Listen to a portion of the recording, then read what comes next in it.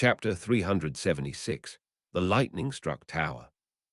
Tuesday night, October 1, 1996/19 Tishrei 5757/Sukkot Day 5/3 days to Shemini Atzeret 1900 30 Headmasters Tower Hogwarts School of Witchcraft and Wizard United Kingdom *** warning. Major character death. Albus Dumbledore looked at Harry Potter and shook his head. I'm sorry, Harry, but I don't think I'll be able to intervene. Snape is entitled to restrict Newt classes to O students only, and it's clear that you only got an E. And judging from the fact that you've already missed a month, it's the only thing I can say. I'm sorry, Harry, but my decision is final. Harry was crestfallen. Can't you talk to him? Make an exception for me. Dumbledore frowned. I can't, Harry. If I make an exception for you, I have to make exceptions for everyone. Harry felt awful. There went his dreams for becoming an Auror. He was about to leave the room when Dumbledore spoke once more. However, if you wish, I will request that Slughorn teach you the required coursework. It will be quite grueling, I must warn you, and this would be in addition to your normal classes and Quidditch practice. If I were serious enough about wanting to become an Auror, I would quit Quidditch. It is up to you, Harry. Harry didn't know what to do. He had to choose between his dream career and Quidditch. He wished that he could use magic to make this decision. There was a knock on the door of the headmaster's office, startling Harry. Dumbledore nodded. Ah, I see I have a guest. If you would excuse us, Harry, I have some business to attend to. Have a good evening. Dumbledore watched conflicting emotions race across Harry's face as the door opened and the young man left the room. He was replaced by Amelia Bell, the Muggle studies teacher. He nodded to Professor Bell. Good evening, Amelia. How can I help you? Bell looked nervous, more nervous than he had ever seen her. I'm sorry for bothering you, Headmaster, but we may have an incident in progress in the Forbidden Forest. Draco Malfoy was just issued an invitation to join a newly reformed band of Death Eaters organizing in your forest. I was the first teacher he encountered after hearing this information, and he told me straight away. It's good that he's on our side now. Dumbledore froze. Had his greatest nightmare come true? Are you sure about this, Amelia? Yes, Headmaster. He had been asked to recruit Crabbe and Goyle, but he's not going to do the Death Eaters the favor. Where is Draco? In the Slytherin common room, I would suspect. Get him, Amelia. Bell grimaced. I can't get in. I can ask Snape, though. However, to be honest, I highly recommend that you take out those Death Eaters now. For all we know, they're going to attack me since I'm a Muggle, and the Muggle studies teacher. When they don't realize Draco is coming, they'll know they've been compromised. Dumbledore swore silently to himself. Amelia had a point. All right, Amelia, you stay put. Did Draco say where they were hiding? Yes, Headmaster. They were going to be in the Forbidden Forest, near where the dragons had been kept during the tournament. Dumbledore nodded. At least they wouldn't need to risk Draco or any other students in this endeavor. Granted, there wasn't any proof, but it was better to be safe than sorry, especially when Death Eaters were involved. All right, keep this quiet as we don't want to scare anyone else. Tell Severus and Alastair to meet me at the front door in 5 minutes. Thank you for your advice, Amelia. You may have saved many lives with that. Bell nodded. I live to serve, Headmaster. Dumbledore nodded and swept out of the room, sending a message over the school mass communication system that there were some wild animals on the loose in the Forbidden Forest, and that people should stay inside. He collected Moody and Snape and headed outside. The three wizards held their wands at the ready as they marched out of the castle and started walking towards the Forbidden Forest. Looking behind them to make sure that none of the students were following, they headed out into the darkness. Darina Vovchinkaya had just climbed down out of the tree when she saw Moody spin around. For a second, he stared right at her and she froze. She was about to surrender when Moody's eye moved on. She breathed a sigh of relief as the three wizards continued deeper into the forest. She soon realized that she had escaped detection because unlike Vovchankaya, whose eyes had already been dark adapted from waiting outside, the wizards had not. They probably hadn't been able to see her in the dark. Making sure the invisibility cloak was secure, she followed the wizards into the forest, making sure that she hid behind the trees as much as possible.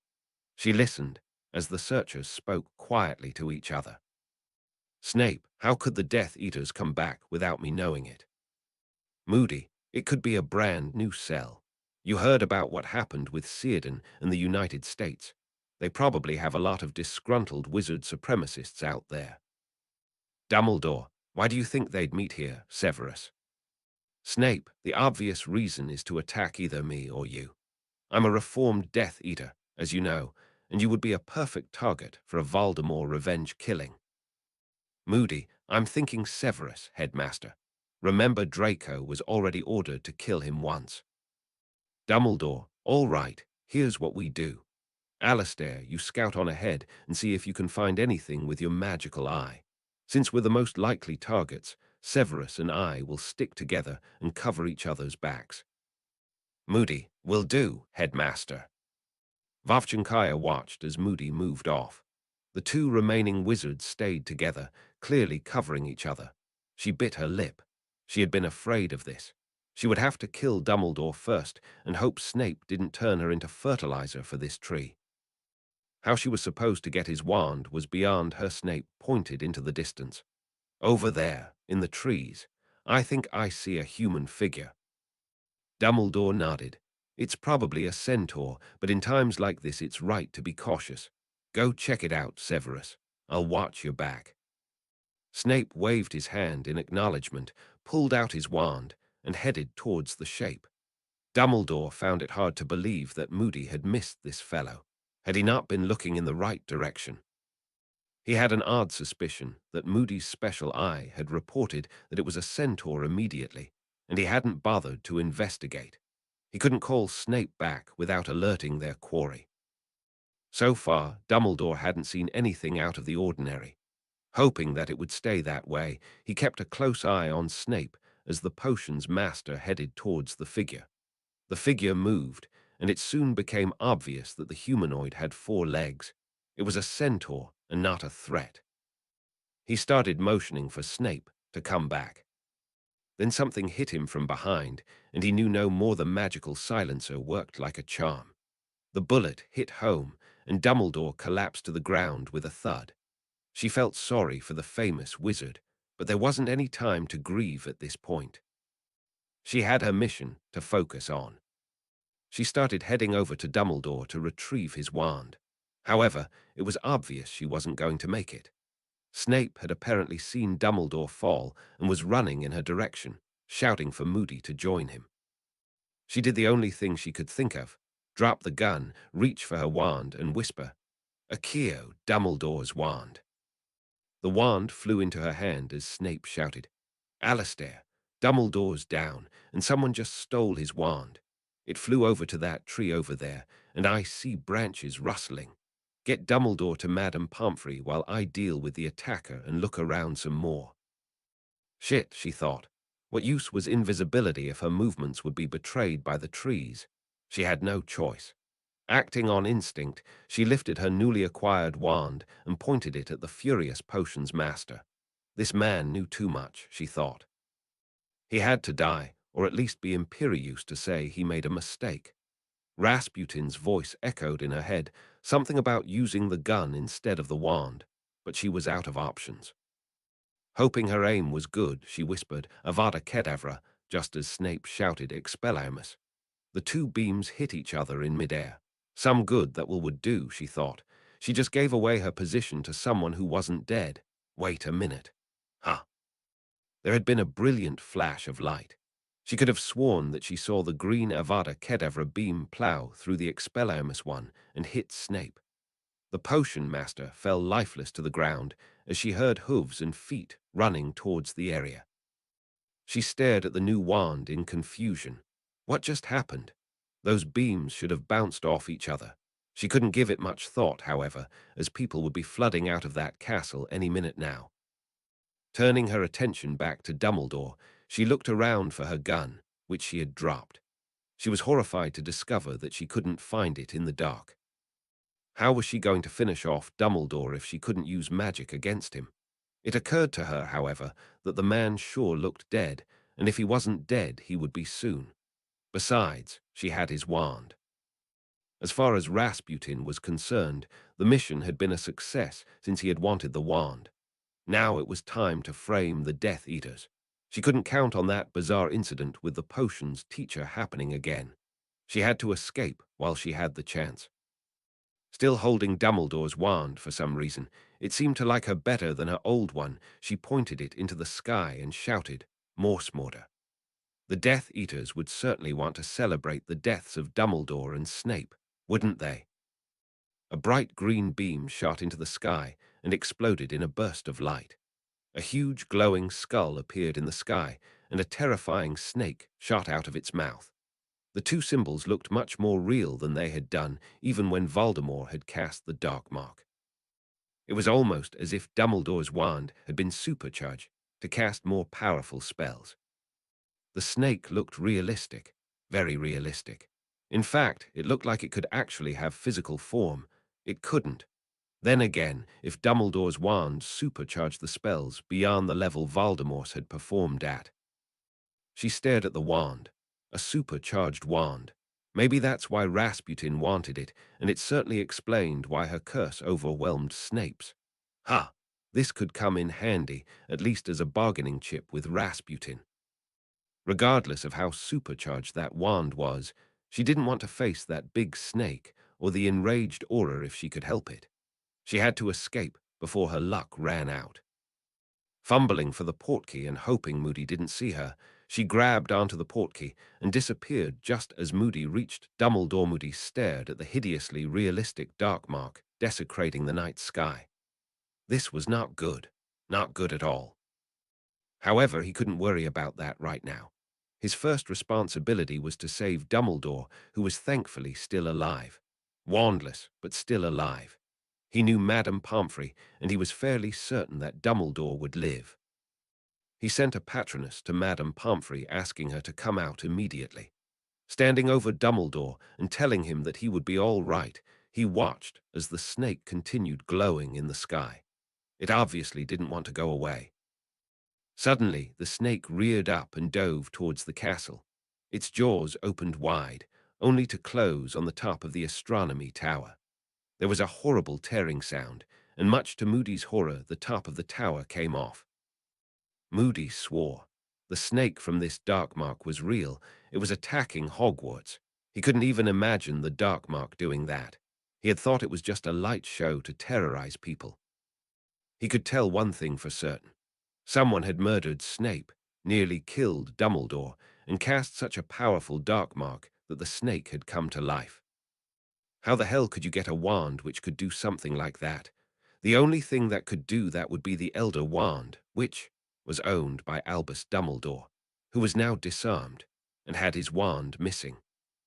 God help us, he thought. The Death Eaters have mastered and obtained the Elder Wand. What's more, they would get their hands on the Resurrection Stone if they went through Dumbledore's possessions. That left them. No. Moody nearly collapsed on top of Dumbledore when he realized what the plan must be.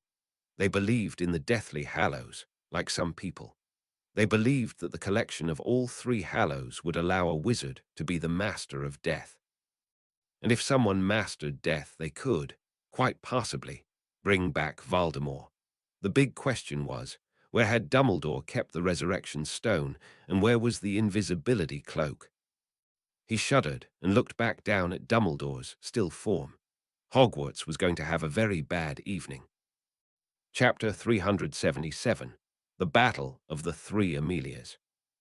Tuesday night, October 1, 1996/19 Tishrei 5757 Sukkot Day 5 3 days to Shemini Atzeret 1939 Z Gryffindor Common Room Hogwarts School of Witchcraft and Wizard United Kingdom Harry Potter slammed open the door to the Gryffindor Common Room and turned to Ron and Hermione. "It's no use, Ron. I asked Dumbledore, and he said that Snape had the right to teach his classes however he wanted. The only possibility he could think of would be for me to take extra potions classes with Slughorn. He warned me, however, that it would be a lot of work and that I should probably give up Quidditch to find time for it. Ron and Hermione stared at him in horror. You can't give up Quidditch. You're the best seeker Gryffindor has had in years. Harry shrugged. I know, Ron, it's probably too late to train a new seeker, which means Gryffindor is probably in trouble if I do decide to take Slughorn up on his offer. Hermione thought for a moment. Maybe not. You were able to handle Quidditch and the occlumency lessons with Snape at the same time. Harry paused for a moment. You know, that's true. Then again, the lessons with Snape were a disaster and didn't get very far. Besides, the newt-level potions. Harry's comment was cut off by a blood-curdling howl. All three of them spun to see a fourth year pointing out the window towards the forbidden forest. She screamed 3 more times before she was able to finally get out a coherent sentence. The dark mark's been raised over the forbidden forest. Harry, Ron, and Hermione stared at each other and raced over to the window. Sure enough, there was the dark mark. It looked much more substantial than usual, and the snake looked almost alive. Ron swore. Bloody hell, it's got to be Draco or someone like that. I never trusted that snobby little git. Hermione spoke in a quiet voice. Dumbledore mentioned animals in the Forbidden Forest and told us to stay inside. I suspect that those animals had Death Eater masks on. I sure hope that Voldemort isn't going to come back. Harry stared at her in horror. He can't, can he? We destroyed all the Horcruxes, and his death curse went off. Hermione nodded. That's what I'd have thought.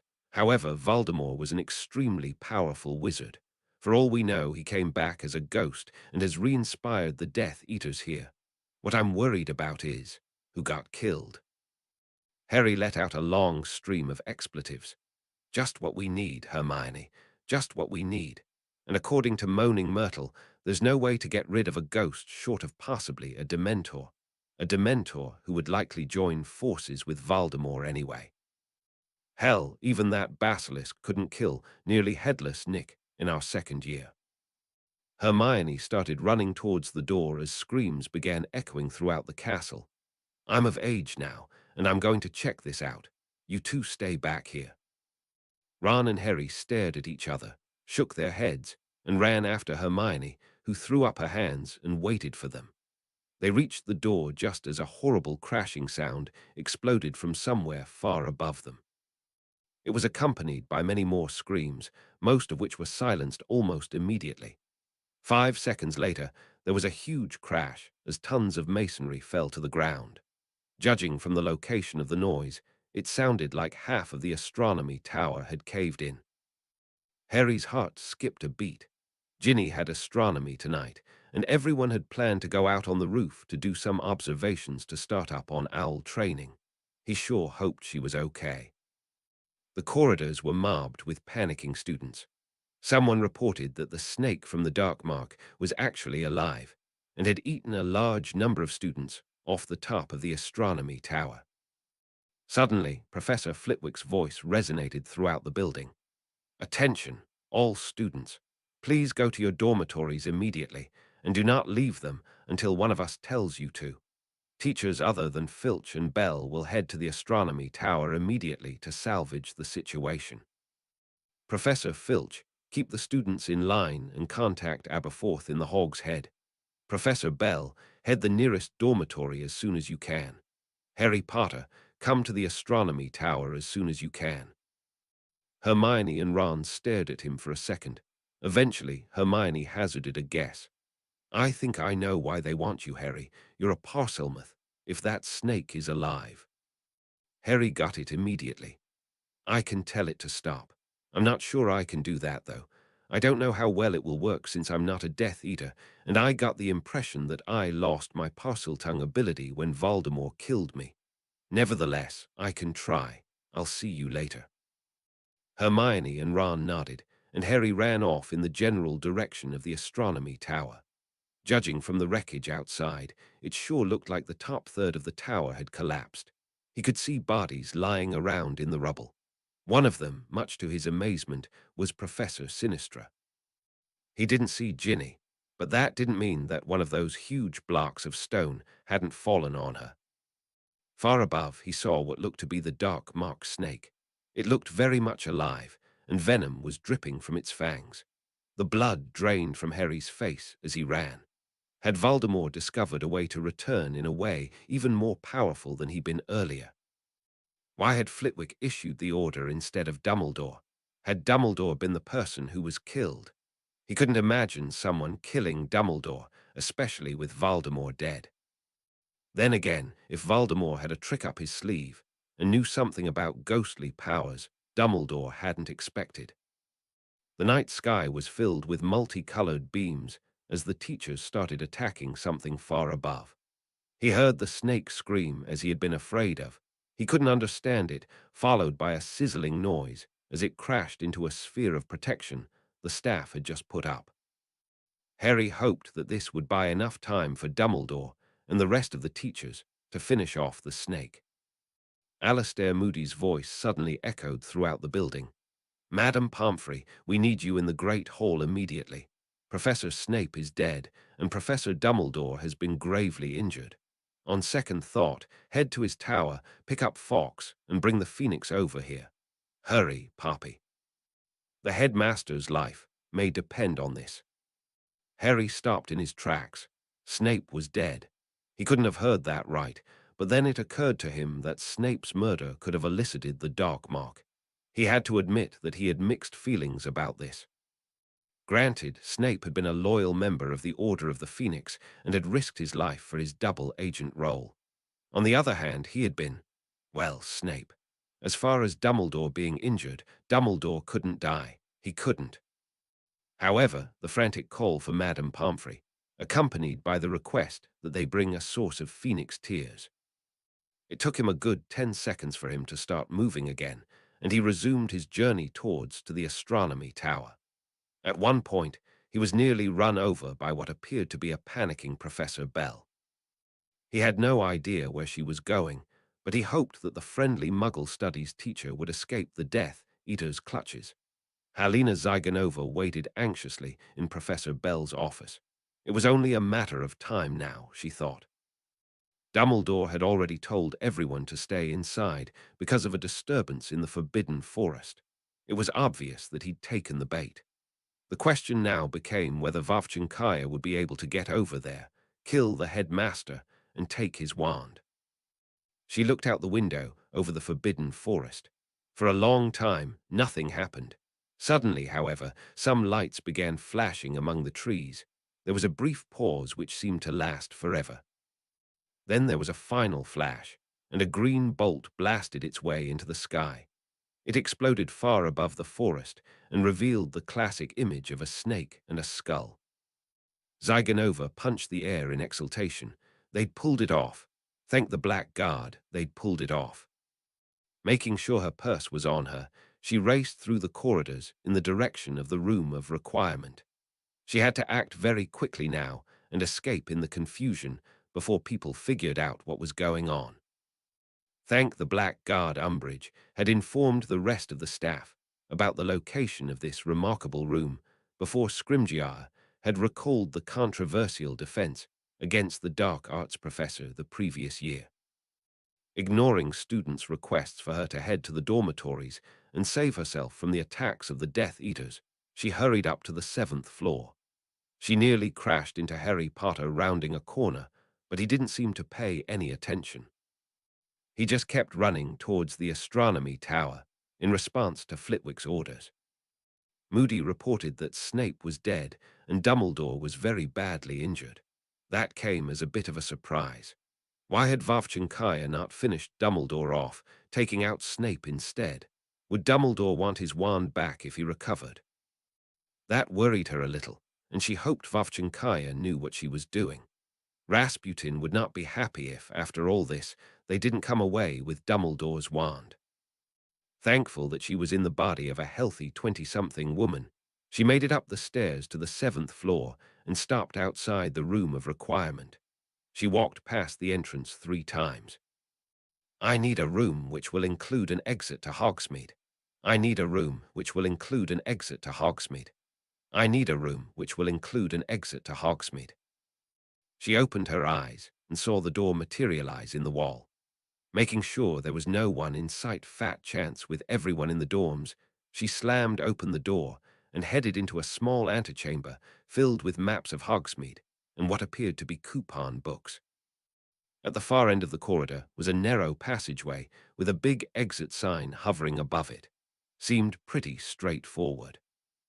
There was only one thing left to do. She reached into her purse and brought out the shrunken, sleeping form of Amelia Bell. Hoping her maltreatment over the past month hadn't hurt her, she placed the tiny woman on the floor, reversed the shrinking spell, and restored Amelia to her normal size. Taking a cue from Rasputin, who was a master of mental magic, Zygonova provided the young graduate student with a false memory that a wall had caved in on her, hit her on the head, and caused about 1 month's worth of amnesia. Zygonova smiled. Her original was going to cover her escape. Belle stirred, and Zygonova brought out her wand. She couldn't have Belle leave the room until the latest batch of Polyjuice potion had worn off and Zygonova had resumed her normal form.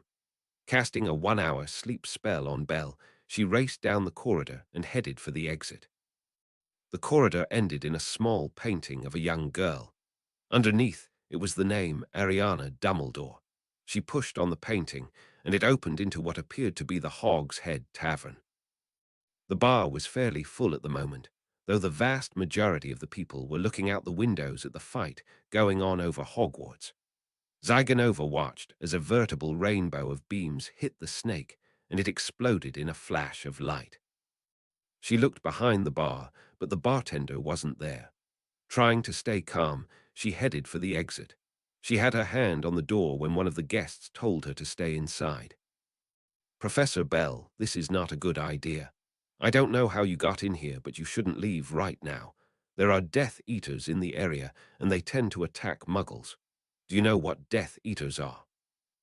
Zygonova tried to think up a response. "I doubt they'd attack a Hogwarts professor, sir. Besides, I need to check on my roommates.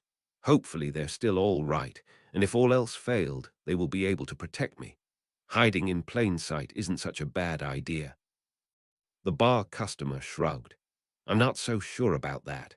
However, if you think you know what you're doing, good luck, and keep in mind that this usually does not happen at this school. It's actually a fairly safe place for Muggles. I'm sorry that you had to go through this."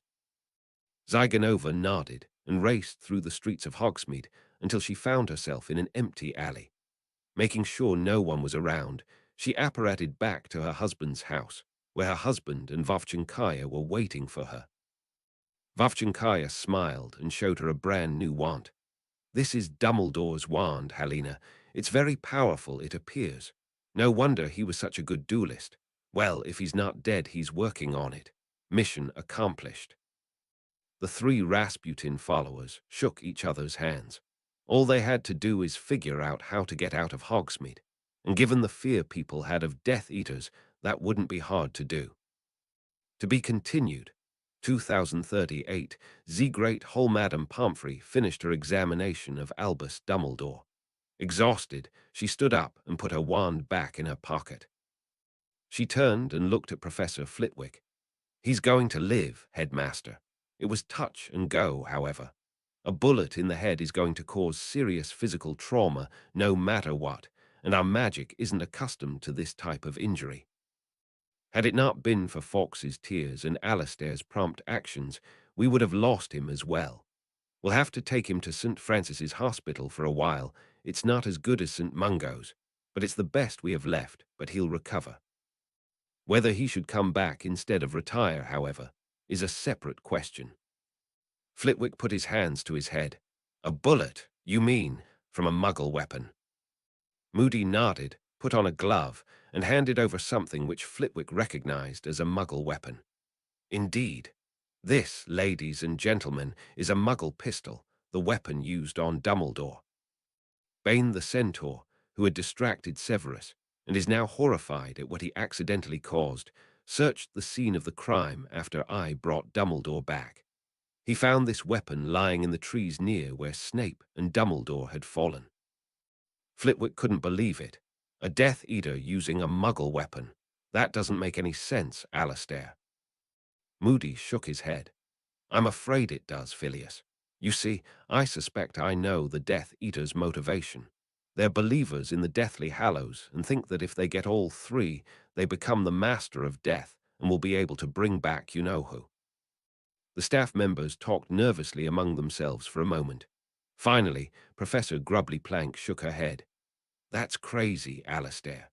For one thing, that story is a legend. For another, what do the Deathly Hallows have to do with Albus Dumbledore or Severus Snape? Perennial Flamel answered this. It's not a legend, I'm afraid. I've been around for a long time, and I've picked up enough stories over the years to have reason to trust the story's veracity. The Deathly Hallows do in fact exist, and no one has ever managed to control all three at the same time. But what does this have to do with Dumbledore? Moody put his head in his hands. Simple. Dumbledore made a mistake. When people asked him about how he planned to get rid of Voldemort, he mentioned that he had the Elder Wand. He used it as his everyday wand. That made him a very tempting target. Mrs. Flamel stared at him. You're thinking that the Death Eaters did this to get their hands on the Elder Wand? Moody nodded. Indeed, Mrs. Flamel. It has all the hallmarks of an Elder Wand transfer killing. I was too far away to see what was going on clearly, but it makes a lot of sense. A Death Eater in an invisibility cloak, possibly the Cloak Hallow itself for all I know, follows us outside the castle. I don't know how I could have missed him with my special eye, but miss him I did. At any rate, he waited until all three of us were separated and then made his move. He knew that magical weapons were useless against the Elder Wand. So he brings out the pistol, attacks Dumbledore, and takes the Elder Wand. Snape then runs in and attacks him with magic, at which point the shooter retaliates with an Avada Kedavra launched by the Elder Wand, which has now sworn allegiance to the shooter for incapacitating Dumbledore. Against the Elder Wand, even a wizard as well trained as Snape doesn't stand a chance. Professor Vector gasped, "Dear God." Indeed. By that point, however, Snape had alerted me. I saw Snape fall as Bane and I came running in. However, by the time I got there and had a clear shot through the trees, the attacker was gone. I suspect he used a Portkey to get out. However, before he left, he launched the Dark Mark with the Elder Wand. The enhanced version of the spell triggered by the Elder Wand brought the snake to life and gave us our next set of problems. Vector whistled. Did you get a look at him through the invisibility cloak? Moody shook his head. I'm afraid not. Mrs. Flamel thought for a moment, and then her eyes widened. Dumbledore has the resurrection stone in his office, right? Is that still safe? Moody forced out a smile. We're about to find out. I sent Harry Potter over to Dumbledore's office to look for the resurrection stone. I figured we didn't need him as interpreter anymore after we finished off the snake. I sure hope it's still there, Mrs. Flamel. If it is, I want you to take it over to your husband and have him give it to Dagher or someone like that. We do not want the Death Eaters in possession of all three Hallows. Just imagine Voldemort, Master of Death, with the Elder Wand. Flitwick shivered. That, Alastair, is something I don't want to do. How's Aberforth holding out?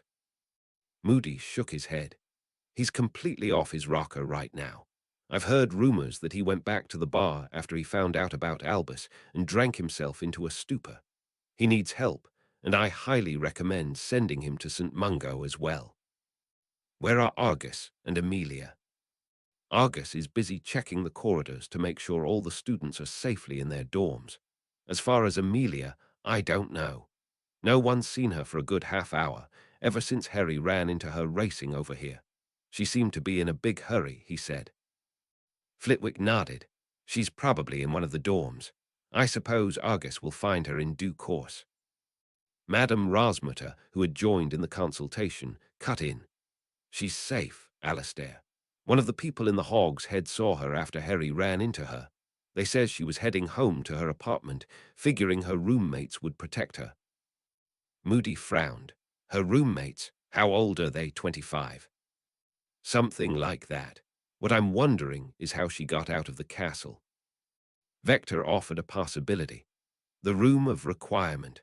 I bet it supports Muggles as well as wizards. Muggles think as well, after all. If she needed a way out and didn't want to risk being caught as a Muggle in the castle while the snake was attacking, she could have tried that. Moody nodded slowly. That's possible. Very foolish of her, but I can see her making that mistake. All right, let's deal with the second problem. How are Aurora Sinistra and the Hufflepuff Ravenclaw astronomy students? Did they get off the tower in time? Madame Pomfrey shook her head. Sinistra had a broken neck from the fall, nothing I could have done. No fewer than 7 fifth-year Ravenclaws are dead, along with 5 Hufflepuffs. Moody swore. God almighty. That snake wiped out half of the Hufflepuff class of 99 and 3/4 of the Ravenclaws. That's the highest casualty total among the students in history. I'm afraid so, Alastair. 3 additional students are missing, and I have a terrible feeling that the snake ate them.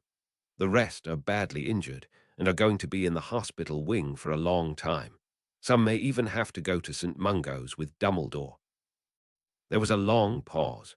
Finally, Flitwick shook his head in dismay. This is probably the biggest disaster in the history of Hogwarts, including the problems surrounding the Chamber of Secrets. 2 professors dead, 1 incapacitated, 15 students killed by a snake attack, and the astronomy tower partially destroyed. Let's hope this was a one-time incident and that the Death Eaters won't come back. I don't want to have to think about closing Hogwarts or moving it somewhere else safe. And I don't even want to consider bringing back dementors. None of the professors spoke for a long time. Finally, after about 10 minutes, Harry Potter burst into the great hall. Panting, he held out a stone with an odd symbol on it. Here it is, professors. Is this the object you were looking for? Moody took it from him and looked it over. He handed it to Mrs. Flamel, who nodded. Indeed, Mr. Potter, that is indeed what we want. Go back to your dorm now, Potter. It's time for the students to grieve. Potter nodded and ran off. Moody was about to pocket it when something came to him. I've got an idea. At the very least, it will tell us if this thing is the real thing and not a duplicate. And if this works, we might get some more testimony. Vector stared at him. What? In response, Moody lifted the resurrection stone and turned it over 3 times in his hand. There was a flash of light next to him, and when it cleared, professors Snape and Sinistra were standing before him. Moody nodded. Good evening, my late friends. The rest of the staff backed off in confusion, and Moody had to explain. I've summoned the 2 dead staff members back with the resurrection stone, and I'm the only person who can see them. No, they're still dead. However, we'll be able to talk to them for a little. We'll start with you, Severus. What the hell happened there? Snape scowled a bit, but he answered the question. I saw Dumbledore go down and called to you. Then I saw motion in the trees but no people there, a sign that someone was hiding under an invisibility cloak. Thinking that was the shooter, I tried to disarm him. Unfortunately, a green Avada Kedavra beam shot out from those branches, hit my spell, and ate it up. It hit me and blasted me into Sheol. Did you ever see the shooter, Severus? No, Alastair. Moody relayed the message to the other staff members, and Professor Grubbly Plank frowned. Wait a minute. Wouldn't 2 spells cancel each other out? How could the attacker's spell have hit Snape if the 2 beams hit each other? Snape responded through Moody once again. Simple, Wilhelmina. I have reason to believe that the attacker had taken the Elder Wand off of Dumbledore. Dumbledore's wand was missing when I got there, and I figured that he had taken it, as he was now its new master. Moody shook his head. Why'd you use magic against him then? Snape shrugged. I didn't have much of a choice, Alastair. Besides, I was hoping he was still holding the gun. Moody winced and turned to Sinistra. All right, what happened to you? Sinistra threw her hands up in the air. It wasn't my fault. I was looking at the Andromeda Galaxy when that snake came out of nowhere and chewed up the top of my tower. The next thing I knew, I was falling very quickly. I hit the ground before I finished casting Arresto Momentum. Flitwick winced. Ouch. Sinistra chuckled.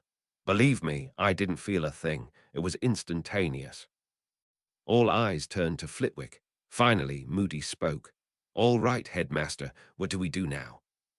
Flitwick thought for a moment. I think it's time for some funerals, I'm afraid. Chapter 378. Amelia Bell Returns.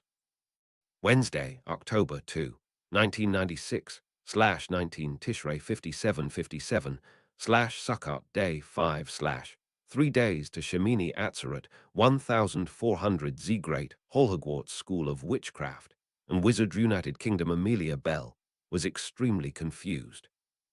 The last thing she remembered was starting her new job as the Muggle Studies teacher here at Hogwarts. She hadn't gotten very far, however, before that big pile of rocks had fallen on her head and forced her into the infirmary for a week. She had nearly died in the accident, and she had lost most of her memories from the school year, as well as the ability to form new memories for 2 more weeks.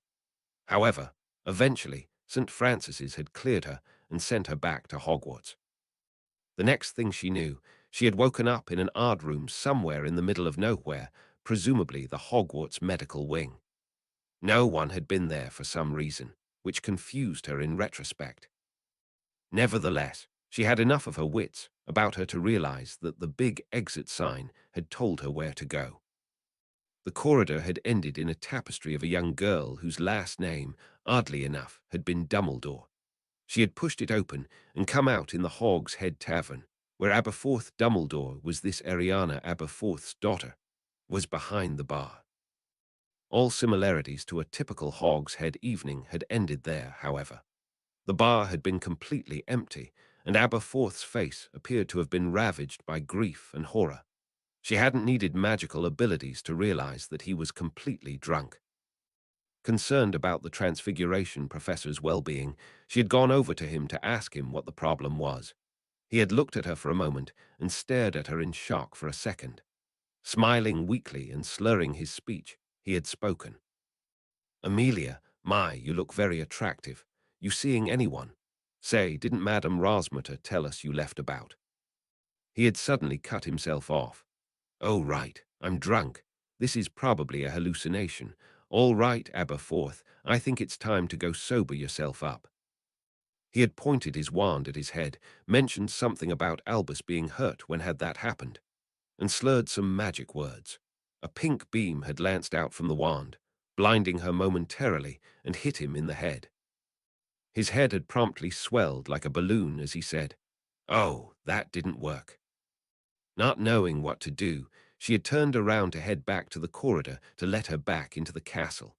Ariana Dumbledore's portrait wouldn't move, however, and she had been forced to start walking over to the castle. She hadn't gotten very far before large numbers of wizards had told her that it was dangerous to go there right now, especially for her. What was going on?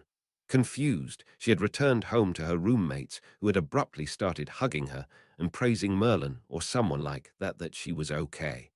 She, of course, had no idea what they were talking about because of her memory issues.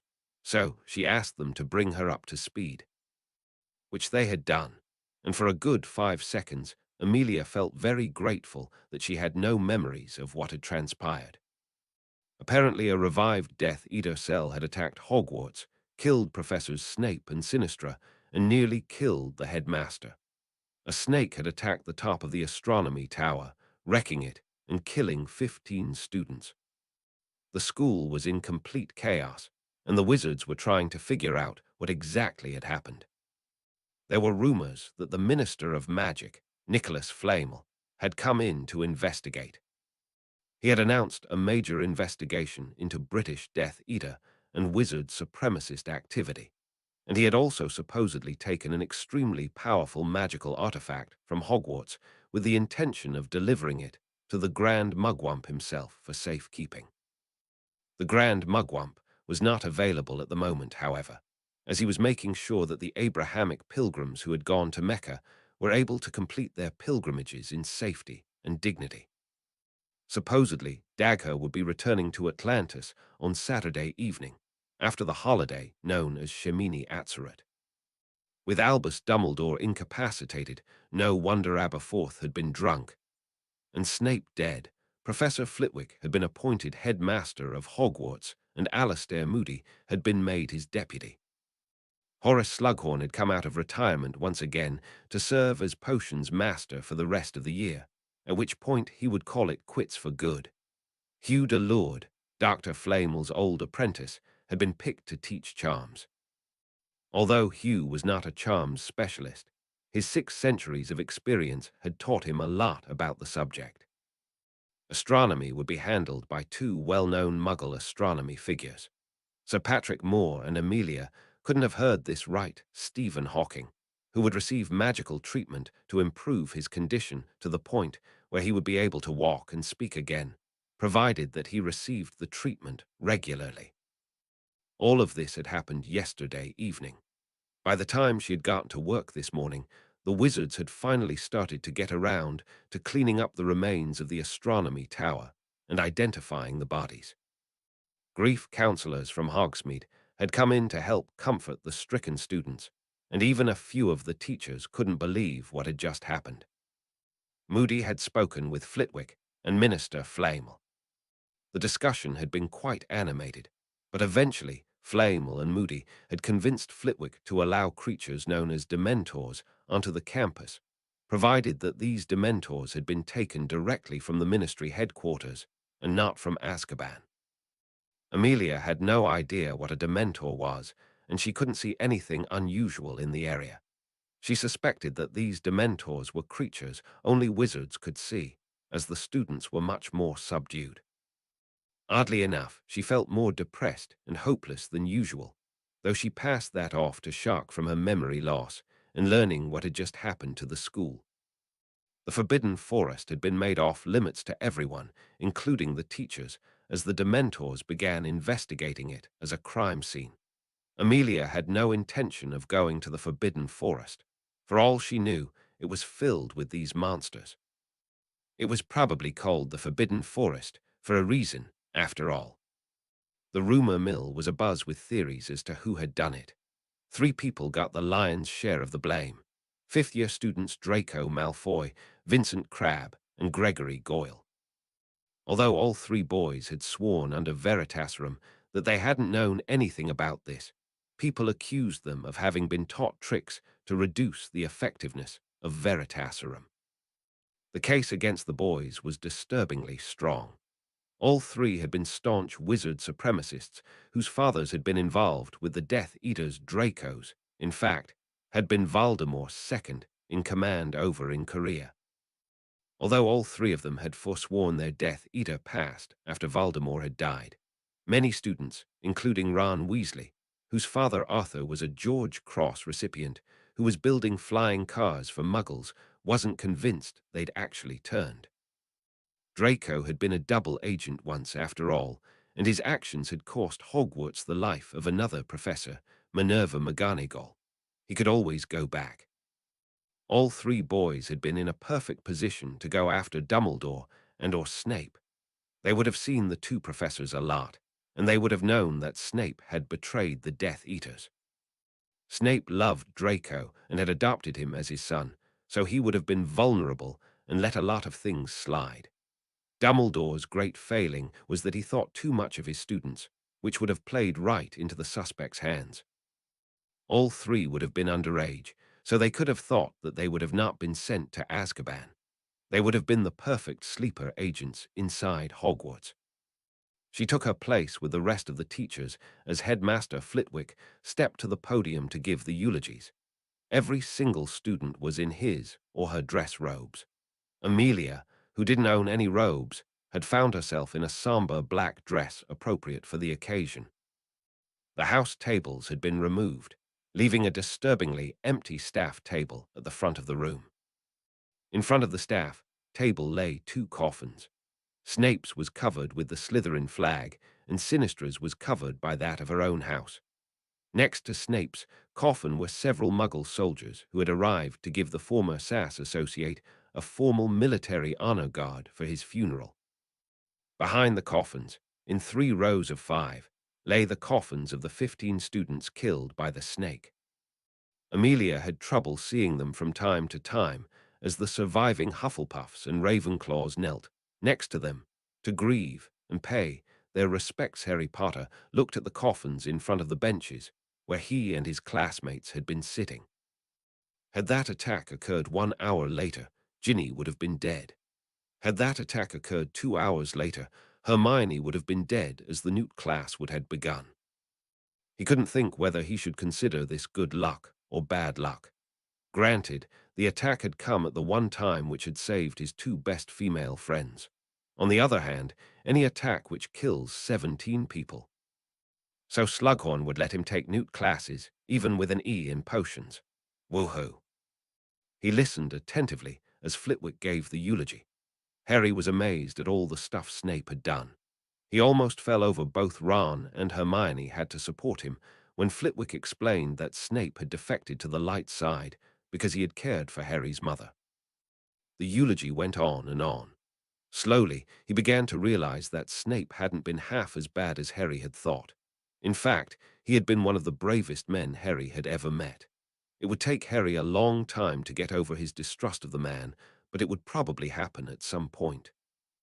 He had never known Sinistra all that well. All that he knew was that she spent most of her clear nights looking at stars and claimed to have seen over 100 Messier objects in one night. He couldn't imagine why she would like top look at messy objects, but he wasn't an astronomer. Flitwick then proceeded to talk about the fallen students from Ravenclaw. He then yielded the podium to Pomona Sprout, who talked about the Hufflepuff students. He then announced that classes would be put on hold for a week so that the students could grieve and Professors Hawking and Moore would be able to make it over to Hogwarts. The mourners then all filed outside to the cemetery near Hogwarts, where Sinistra and Snape were laid to rest. The school chaplain recited a few prayers, and the SAS men fired a rifle volley in salute. The families of the fallen students were then allowed to take their loved ones' bodies home for a more personal burial. Finally, it was over, and Amelia Bell had no idea what was going to happen next. All she knew was that there was going to be a big investigation. Both Flamel and Flitwick had been adamant about that. Chapter 379. Someone needs to work on their alibis. Wednesday, October 2, 1996, /20 Tishrei 5757, Sukkot Day 6, 2 days to Shemini Atzeret 1800 Z3, Broomstick Shogsmead United Kingdom. Madam Rosmutter glared at the Dementor snooping around the room. All right, Carmel. As you can see, there's nothing here. You're just scaring the customers. As the Muggle story goes, take 8 of your buddies and go chase after that stupid ring. The Dementor, not surprisingly, ignored her.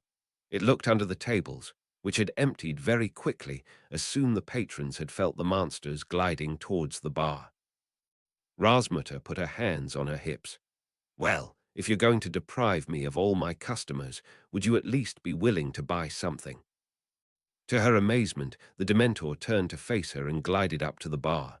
It stopped and looked at her for a moment, and she breathed a sigh of relief. All right. What will it be? I'm not sure. Ulp.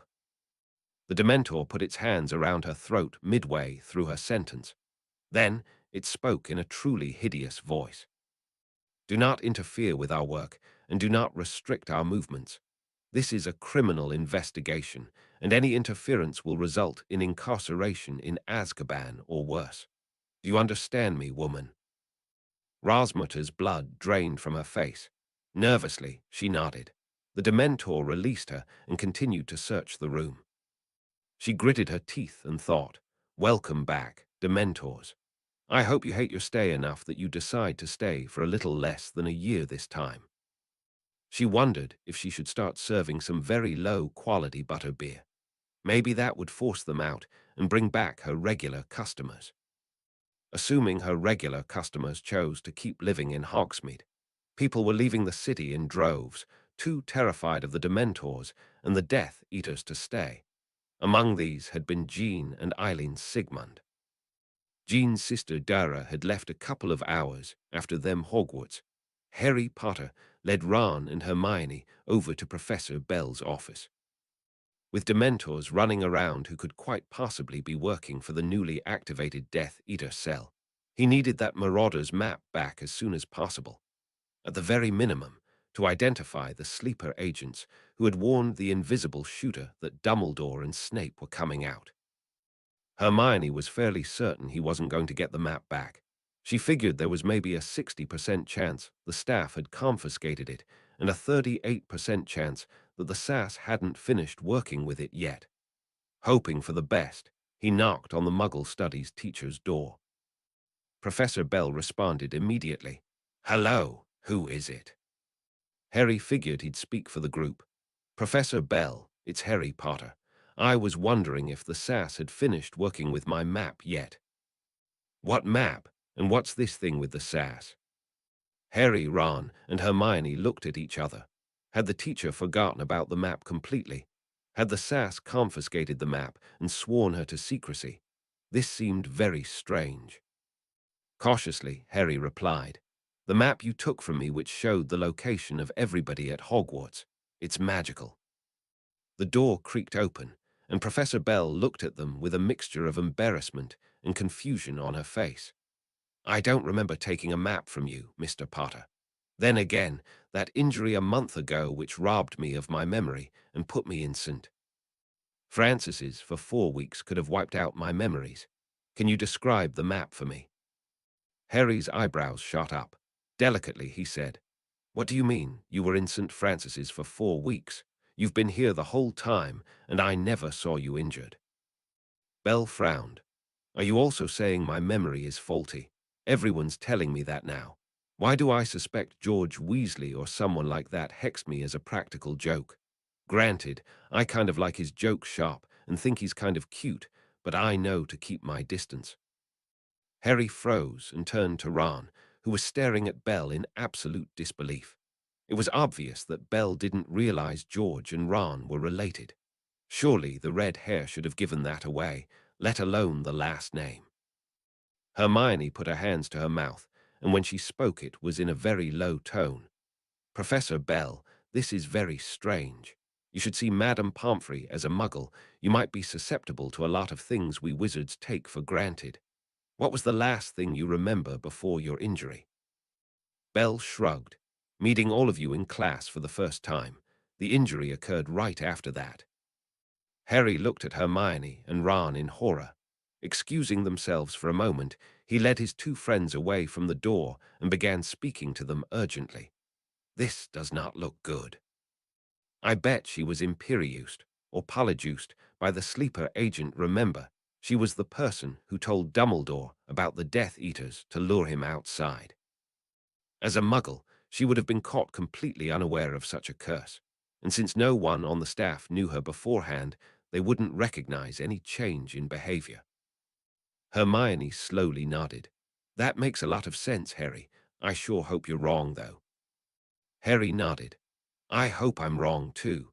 However, we all noticed that she became a little stricter after that first day, and she started focusing on Russian literature at that point as well. The syllabus we saw on day 1 didn't have anything Russian in it." Ron nodded. "That's a distinct possibility, Harry. The obvious question now is, who is the Russian student behind this? You'd have expected we'd have seen him on." Harry swore and finished the sentence.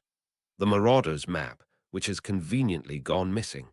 The sleeper agent must have realized that we'd be able to see him or her on the map and tricked me into giving it up, just like what Barty Crouch Jr. did when he impersonated Moody." Ron grunted. "Death Eaters all think alike, it seems. If that is the case, you can bet your bottom galleon that we're not getting that map back, and in the miraculous case that we do get it back, it will be after the mission is complete and the agent has left." Hermione rounded on Harry. "Harry, think for a moment. Do you remember seeing any Russian names at all on the map before Bell, or whoever it was, took it from you?" Harry nodded. "As a matter of fact, now that I think about it, I did. Something which started with a Z. I figured the person was a first year and didn't pay much attention. Hermione shook her head feverishly. Impossible. It can't be a first-year student. Why not, Hermione? Because William told me he was the second to last person in line, and the girl after him had the last name Woods. There were no last names later in the alphabet than Woods, which means no Z's. The three were silent for a second. Finally, Harry shook his head. You're thinking a Russian Death Eater cell. It's plausible, except for one thing. Why would they attack here instead of Durmstrang, which is closer and already had Karkaroff as a defector? Hermione hummed. You know, you have a point. However, you can also say that Durmstrang would be the more obvious target in that case. If they did it here, they could frame people like Malfoy for it, while their own cell remained safely anonymous. Ron snorted. Unless Draco's the one doing the imperiusing. Harry bit his lip. He couldn't imagine himself defending Draco, but he was. I've been thinking things over, and I don't think Malfoy did it, but we're meant to think that he did. Veritaserum doesn't lie, Ron. You heard how Barty Crouch Jr. sang after Snape dosed him with the stuff. If the Death Eaters knew how to mask the truth under Veritaserum, our fake Moody certainly didn't know about it. Malfoy professed his innocence under Veritaserum. He's not the sleeper. What about Crabbe and Goyle? They also testified under Veritaserum. They're clean. Ron winced. There's another possibility. Could it be Britain for Humans or someone like that? We know they don't like us. That would explain the Muggle weapon. Harry shook his head. Unlikely. Why would Britain for Humans ally with a wizard to shoot off the Dark Mark? How would they even know how to shoot off the Dark Mark? Ron thought some more. Can we assume the sleeper is still around, if you haven't gotten the map back yet? Hermione nodded slowly. Most likely, and I bet know why he's still here. He didn't kill his primary target. All three of them looked at each other in disbelief. Finally, they said it together. Dumbledore, he survived. Harry spun on his heel and began marching towards the headmaster's tower. We've got to tell Flitwick, and someone at St. Francis's. Unless I miss my guess, someone's going to attack St. Francis's to finish off Dumbledore, Italian Ministry of Magic. Don Amaranto was furious. Now Gerardo had disappeared. This made no sense. He got up and hurried over to his manager. It was time for him to go find Gerardo and rescue his friend from the mob. Zalenda, Megan Baldwin, had no trouble getting permission to return to England to check on Amelia. Her friend must have been terrified of the Death Eater attack, and rumors were coming out of memory loss. Had she been injured? Thankfully, there were more and more anthropologists coming over. The new sport of hoops was starting to spread throughout the island, and people were trying to construct courts in Juneau. Chapter 380, Striptease. Thursday, October 3, 1996/20 Tishrei 5757 Hashanah Rabbah 1 day to Shemini Atzeret 1258 Z10-250 Massachusetts Institute of Technology Cambridge. Massachusetts, United States of America. Jill had really taken a liking to 19. Usually the readings for the humanities courses were somewhat boring. However, the ones for this course were absolutely outstanding. Adventures with Arachnids had become an international bestseller, despite the somewhat uncomplimentary descriptions of the author in the prefaces. Who cares if Lockhart didn't do everything he said he did? It just made it the wizarding equivalent of a fantasy novel, and she loved fantasy. She had the centaur as her recitation instructor. She had originally wanted to take the Vila and indulge herself in a trip to Wellesley College, but unfortunately, so many women had wanted her. Perhaps she offered tips on seducing fellow students that Kurchatova had been forced to hold a lottery. Jill's number hadn't come up, but she thought the centaur was interesting as well. She had learned that although centaurs occasionally did eat hay, they were able to eat human food as well if they were presented to them on a plate. Sierra once mentioned that she would have killed to have arms like the humans. Sierra had been briefing them repeatedly on the civil war in Howiehamland. Apparently, she had several relatives still living there who had run for the hills as the advancing forces closed in.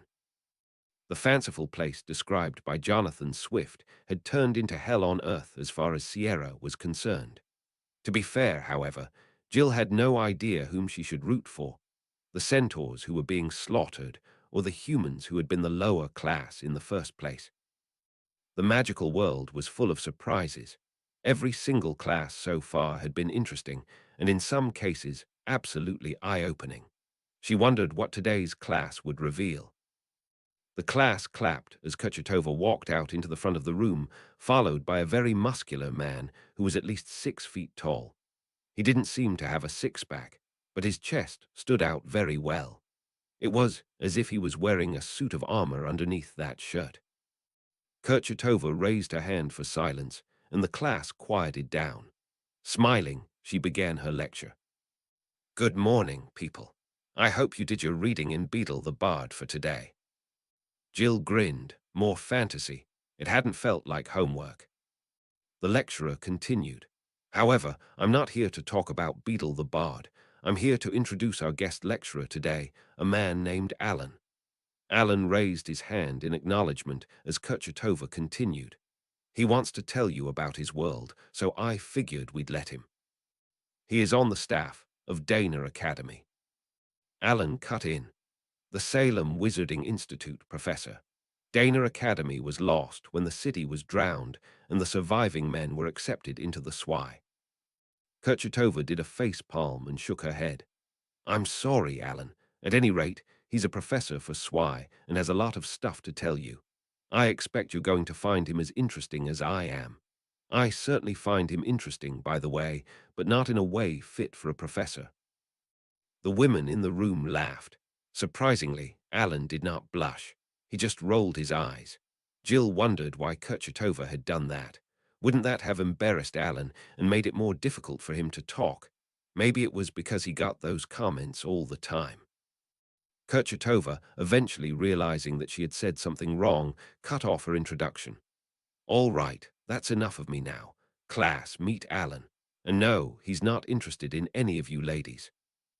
Oh, before I forget, he'll end the class 15 minutes early, so I can deliver yet another surprise which completely blow your socks off." Alan began his lecture, and Jill was captivated by stories of the new experimental science area which had kept the name Ientry, even though Ientry was no longer connected to MacGregor. The man was eloquent, polite, and fielded a lot of questions from the crowd. One thing that was odd, however, was that he did not have much experience dating. With a body like that, which woman wouldn't want him? Jill wondered if he was the male equivalent of a Vila, if such a thing existed. The guest lecturer went on for 60 minutes and spent 15 more minutes taking a final set of questions. All good things, however, came to an end. Kurchatova, a mischievous smile on her face, tapped her watch and Alan fell silent. "Thank you, Alan, for that wonderful lecture. All right, now for the surprise." She paused for effect. "Who wants Alan to take his clothes off?" The women started chittering excitedly, Jill included. However, Jill couldn't help but think that the lecturer would get into trouble for this. Turning to Alan, she saw that the man was nodding slightly and winking at the audience. Amazingly, he still wasn't blushing. He looked as cool as a cucumber. Taking the crowd's response as a yes, Kurchatova grinned and sat down. "All right, Alan, do your stuff." The crowd cheered as Alan started lifting off his shirt, revealing armor straight out of the Middle Ages. Apparently the man was trained as a strip-teaser, exciting the crowd at every moment. Jill, for her part, wondered why he was wearing the armor. It must be awfully heavy. She suddenly had the horrible suspicion that he wasn't as good-looking in real life as he had appeared, and used the armor to hide his belly. That's when Alan smiled, took off his shoes, and slowly started removing his pants. Jill got worried. Although she wanted to see what was down there as well, she figured Kurchatova would lose her job after this, or would she? It wasn't as if Mitt had a lot of wizards to go around, particularly with Guinevere dealing with the flying carpet business. Kurchatova could, however, be kicked out of her regular graduate school program or evicted as the Russian house graduate residence tutor. Within a matter of minutes, Alan had disrobed completely, revealing a full set of medieval plate armor. Noticing that he had gotten the crowd's undivided attention, he turned to Kurchatova and nodded. Gesturing to the crowd, Kurchatova called out, and now, even more of a shock. Grinning ear to ear, the lecturer climbed onto the desk and caressed Alan's neck. The crowd roared. However, then she did something which caused the roars to turn into screams. She removed Alan's head from his body. The disembodied head continued to wink. Jill flinched as well, but then caught herself. How had his head come off so easily? Was that a wizard thing? Also, why was there no blood? The screams continued as the teacher reached for Alan's face and pulled on his forehead. Shockingly, the man who had remained standing despite losing his head started waving goodbye to the crowd. Jill barely had time to register that when the man's face came off, revealing a medieval helmet. Raising the helmet over her head, she showed the class what was inside it. Alan had no head. The class was silent as she removed Alan's arms and legs. The net result was a suit of armor lying on the floor with nobody inside it, and still no blood. It soon occurred to Jill that she had just heard a lecture given by a suit of armor. She watched on as Kurchatova waved her wand and disassembled the armor. Metal flew everywhere and revealed that there had been nothing inside the armor capable of transmitting a voice or moving around. Odd muttering soon spread throughout the room. Was the point of this exercise that it was possible for wizards to make inanimate objects come to life? Kurchatova pointed at the disassembled suit of armor. Ladies and gentlemen, what you have just witnessed was an instance of transfiguration. It is possible to use transfiguration to animate inanimate objects and imprint them with the mind of a sentient being. The real Alan is a transfiguration professor from the SWI who animated this suit of armor. Trust me when I tell you that there is nothing here. That, my friends, is the lecture for today. The crowd clapped ecstatically. Jill was stunned when she realized that the wizards had gotten far ahead of the Muggles when it came to artificial intelligence, at least in some sense. Although the suit of armor wasn't itself intelligent, its imprinter had been. As Jill began filing out of the room, Kurchatova called back to them. 6.034, eat your heart out. Wizards have you beaten hands down. 6.034 was the MIT Artificial Intelligence course. Jill suddenly suspected that an entire field of computer science had just become obsolete Britain for humans' headquarters. Ah. Isabel Miller dropped the newspaper in disbelief. That was the last straw. The Aes Sedai oaths were no longer working. The Kal Nidar service had allowed wizards to renounce their oaths, and now Voldemort's men had attacked Hogwarts again. Although she admitted that some wizards were good, it was fairly obvious that they had no idea how to police themselves. Britain for Humans had offered a truce in good faith. Unfortunately, it was obvious that the wizards either would not, or could not, hold to their side of the bargain. Well, to hell with them. She started writing a letter to all Major Britain for Human cells. The truce was over, and she was accepting suggestions for new anti-wizard terrorist attacks Hogwarts. Hoping against hope, Harry Potter knocked on the door of Professor Slughorn's office. All of the teachers had come in to serve as grief counselors, even though the school was still in session. A voice called from the other side, "Who is it?" "It's Harry Potter, sir. I was wondering if I could ask you for a favor." "Come on in, Mr. Potter. Come on in." Cautiously optimistic, Harry pushed open the door and entered Slughorn's office. It looked a little like Snape's, albeit a little less messy. Drawing a deep breath, he asked, "Sir, I was wondering if you take people who took E in their potions courses for Newt-level classes. I want to be an Auror, and I have good marks on the other Auror-related owls. I tried to convince Snape to let me in, but he wouldn't." Slughorn nodded. I heard about that, Mr. Potter. That's why Dumbledore recommended that I give you some extra training in lieu of Quidditch. I'm aware of that. At any rate, can I join your class now? I'll do extra homework to make up for that lost month. Slughorn looked at him for a moment. Finally, he nodded. It's fine with me, Mr. Potter. I'm sorry that your admission had to come under these circumstances, but there's nothing we can do about it. The potions master began rummaging through an old cabinet. First things first, we're going to need to get you a book. I take it you don't have a grade 6 potions book. No, sir. Slughorn nodded in satisfaction as he found what he wanted. Good, take this one. It's a bit ratty, but it will do the job. And it's got some extra spells in it which will help you on your newts. Harry looked at the cover and read the note there. Property of the half-blood prince. Was this used by a nobleman, sir? Lady Laura, perhaps?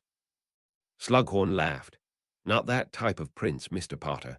This was Severus Snape's book, whose mother's name was Eileen Prince. You know Patricia Prince, the new first year in my house. She's Snape's cousin's daughter. At any rate, Snape was an excellent student, and you'll find some notes in there which will help bring you up to speed quickly. If I were you, I'd spend the next couple of days looking over chapters 1-4. I'll quiz you on it before class next week. Harry shook Slughorn's hand. Thank you for your help, sir. I won't let you down. Slughorn nodded. Don't mention it. See you next week. Chapter 381. Dancing with the Tsars. Friday, October 4, 1996/21, Tishrei 5757 Sukkot Day 7 1 day to Shemini Atzered Argumenti, I Facti Newspaper Masker Russia Living History. An interview with Tsar Alexei Romanov columnist Matvey Orlov. Afe, good morning, fellow Muscovites. I am writing to you from a wizarding sanctuary in St. Petersburg, a fantastic palace which has been hidden for centuries from prying Muggle eyes. This palace, which looks like a cross between the Disneyland castle and a medieval fortress, is the ancestral home of the wizarding branch of the Romanov family. As you are undoubtedly aware, the Romanov dynasty was believed to have been terminated when Tsar Nicholas Roman II and his family were killed after the Soviet Revolution. However, that was not the case. Although the Muggle line was completely wiped out, Lenin's status as an ignorant Muggle ensured that the wizarding line was going to survive. With me is Tsar Alexei Romanov, the current wizarding Tsar. He looks to be in his late 30s, about 190 cm in height. He's wearing a standard wizarding robe with a special sash indicating his rank. He's accompanied by 2 children, Ivan and Svetlana. He serves an assistant to the Russian Minister of Magic and is the ceremonial wizarding head of state. Your Majesty, thank you for this interview. Tsar Alexei, you're welcome. Afe, perhaps we should begin by explaining how you and your family are related to the Romanovs most Russians are familiar with. It's actually quite simple. Sir Nicholas Roman II was my great-grandfather. Afe, your great-grandfather. Amazing. Your Majesty, how could that be possible? Was Nicholas a wizard as well? He wasn't. However, his daughter Valentina was. I know what you're thinking, sir. He didn't have a daughter named Valentina. Afe, well, your Majesty, that did occur to me. Valentina was born in 1908. Nicholas, who knew about the wizards in our family, figured something strange was going on and asked the wizards to check on her. Sure enough, she proved to be a witch. After brief discussion with the wizards, Nicholas decided to obviate all knowledge of Valentina from the Muggles and had her sent off to Durmstrang to be trained as a witch at a very young age. Afe, how could Nicholas do that? Surely Muggles must have seen the Tsarina pregnant. We magical folk can be quite thorough, especially back at the turn of the century when Muggle technology was not as powerful as it is today. From what I've been told, they got everyone. There wasn't any internet in those days, after all. The only thing that survived was a legend of a missing daughter that got transformed over the decades into the story of Anastasia, surviving the executions by the Soviets. The Minister of Magic, realizing that the remaining Romanovs had to be hidden, encouraged the propagation of this rumor. Afe, what exactly happened to Anastasia? Then, Your Majesty. Ta, she was killed with the rest of them. They just haven't found the body for some reason. Afe, amazing. Ta, indeed, I would expect this to come as a surprise to you. At any rate, Valentina graduated Durmstrang class of 25. When it came time for her to marry, the Minister of Magic discussed with then-wizarding Tsar Mikkel the possibility of Valentina marrying a foreigner to prevent the wizarding line from inbreeding. Mikkel recommended that Valentina be set up with Frederick Spencer from the British wizarding line. They were married in 1928, and my mother Alexandra showed up in 1931, a beautiful name which would fit in both Russia and Britain. Afe, whatever happened to Mikkel? Ta, he turned over control of the wizarding line to my grandmother in 25 when she turned 17 and finished Durmstrang. It was a bit unorthodox, but he felt that she deserved the throne after what her family had gone through. Afe, this is just mind-blowing. Your Majesty, I can barely take it all in. Ta, just jot it down for now and make sure that recording device still works. Where was I? Ah, my mother. She went to Hogwarts, Hufflepuff class of 48. She corresponded a lot with Tsarina Valentina, of course. When the Cold War broke out, this mother-daughter pair proved invaluable in preventing the West and East from blowing each other up. When Atlantis got involved during the Cuban Missile Crisis, these two women were worth their weight in galleons as diplomats. It's a pity you, Muggles, never knew about it until now. Ta, I thought you might find that interesting, sir. Well, let's press on to the present day. You may be interested to know that my grandfather Frederick was in fact a distant relative of Princess Diana. I think it's third cousin twice removed, or something like that. Afe, Diana's part witch. Ta, yes and no. She has wizarding ancestors, but that doesn't mean the genes made it all the way to her. When it comes to King William, Charles was the one with the wizarding genes. Diana is straight Muggle, or at least Muggle with a dash of Vila. Afe, fascinating. Ta, indeed. Alexandra married Johann Roman VI of the Habsburg line in 1959 and had 3 children, me in 1960, Ingolf in 1966, and Laura in 1971. As the eldest, I was offered the Russian title upon my mother's death, which I accepted and took the surname Romanov. Ingolf started out as Habsburg, but married a high-ranking Romanov, Olga, in 1990. He took her name and converted his name to the more Russian Igor. Laura is currently the Wizarding Queen of England. Afe, incredible, Your Majesty. Ta, there's still one generation left. I married Maria Popova in 1983 and had Sveltana here in 1986. Igor, who spends a lot of time with me trying to cheat at wizard chess, married Katia Laranova in 1987. The little boy here is Igor's son Ivan. Laura is still unmarried, and many people are recommending that she marry King William in 10 years or so to unify the British Muggle and wizarding royal lines. Afe, goodness gracious. So all of the European wizarding royal families are still highly related. Ta, we are, and to be honest, it's probably not good for us. I've already decided that when Svetlana here gets the throne after me, she can marry a Muggle if she wants. That will, among other things, unify the two lines which, in my opinion, would be a good thing. I'm actually very much in favor of Svetlana winding up with King William, but we don't do arranged marriages as often anymore. Afe, can she marry a commoner, Your Majesty? Ta, I'd prefer not, and it's unorthodox with us, but I'll keep my options open. If all else fails, I can elevate the husband into the nobility to keep the line going. Being an emperor has its perks after all. Afe, I'm sorry, Your Majesty. I'm going to need to take a break to digest all of this. I'll come back later. Ta, no problem. Take your time, Headmaster's Office. Hogwarts School of Witchcraft and Wizards United Kingdom Headmaster Flitwick stared at Harry, Ron, and Hermione in horror. Are you sure about this, Mr. Potter? Harry nodded. Yes, sir. It all makes sense. Professor Bell has been kidnapped and polyjuiced, just like Professor Moody was. Either that, or she's under the imperious charm cast by some Death Eater agent in the castle. It's the only thing which would explain her memory loss and her desire to get her hands on. Abruptly, Harry stopped, and he stared at Ron. Flitwick prompted him more. Get her hands on what? No one spoke for a few seconds. Finally, Hermione glared at the two boys and answered, The Marauder's Map, Professor. It's a magical tool which shows where everyone is at Hogwarts. Supposedly Sirius Black, James Potter, Professor Lupin, and Peter Pettigrew helped design it. It eventually wound up in the possession of Fred and George Weasley, who gave it to Harry. Flitwick looked angry and held out his hand. Sounds like something they would have done. That's important information, Miss Granger.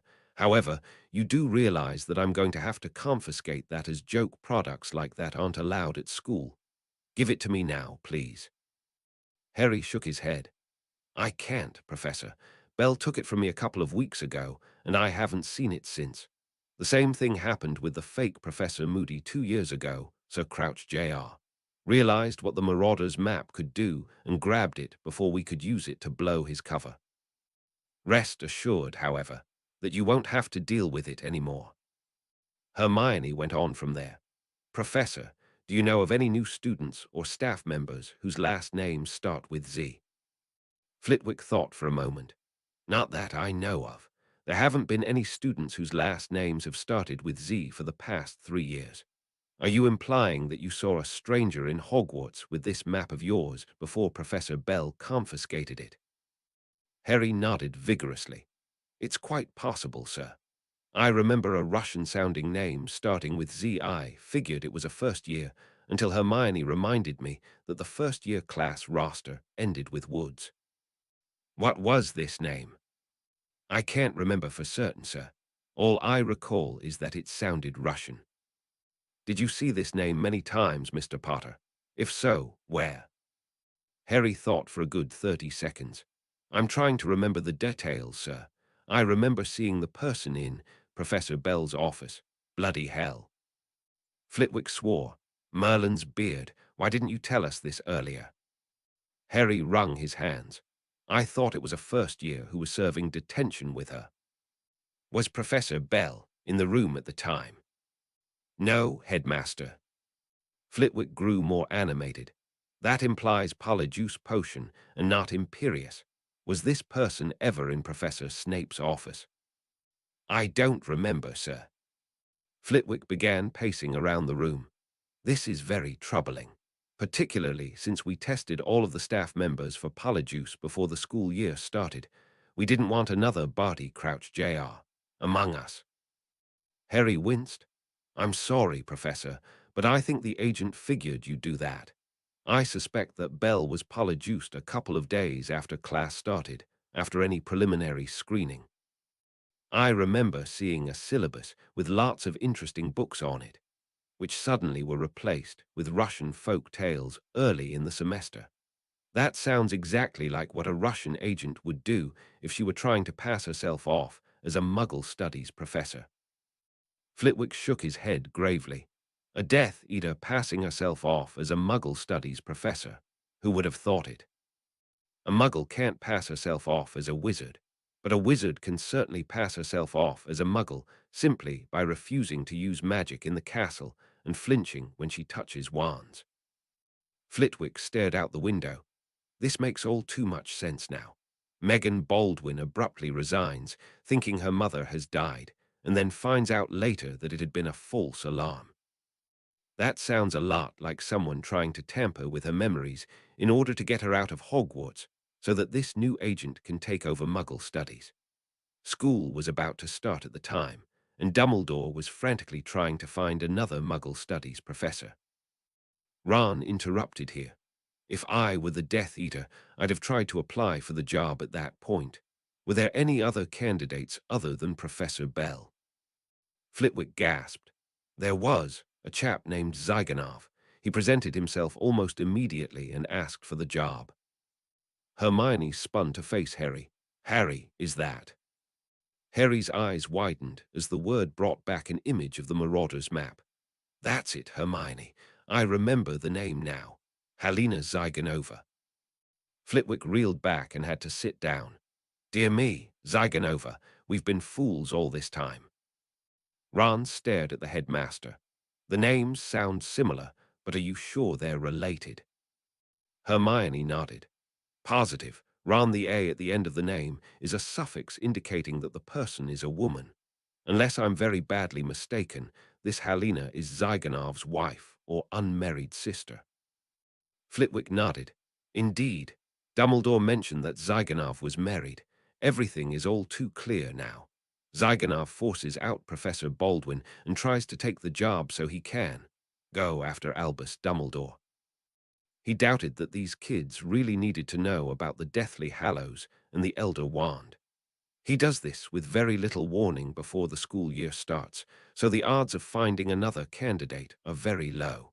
However, the headmaster lucks out and gets Amelia Bell. This leaves Zygonov with a problem. He needs Albus killed, but he has no access to him. Hermione finished the thought.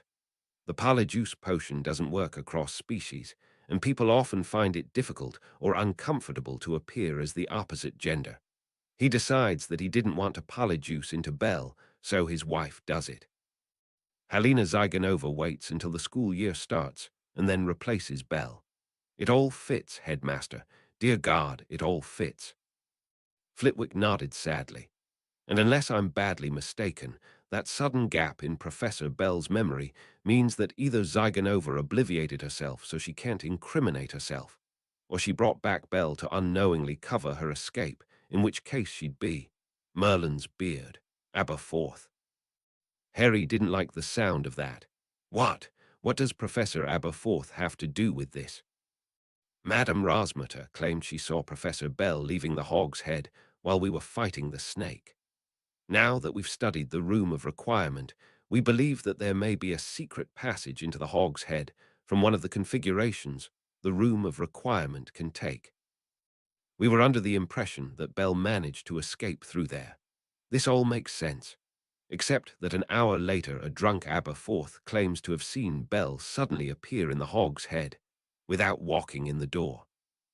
Keep in mind that the guards around Hogwarts during the fighting were under strict orders to not allow Bell or any other Muggles back into the building while the fighting was going on. This means that Bell had no way to get into the castle, return to the Room of Requirement, and have Aberforth see her again. Hermione and Harry looked at each other, and then Hermione spoke. 2 bells. There's your proof. Dear God. What's more, it explains the insane interest Bell had in Dumbledore. I remember joking about it with Harry, claiming that the age difference was a bit large. Flitwick nodded. Indeed. I hadn't paid much attention to Aberforth's story earlier because he had been drunk at the time. If you nearly lost your brother, what would you do? The room was silent for a minute. Finally, Harry spoke up. All right, headmaster. Now that we know what happened, what's the next step? Flitwick thought for a moment.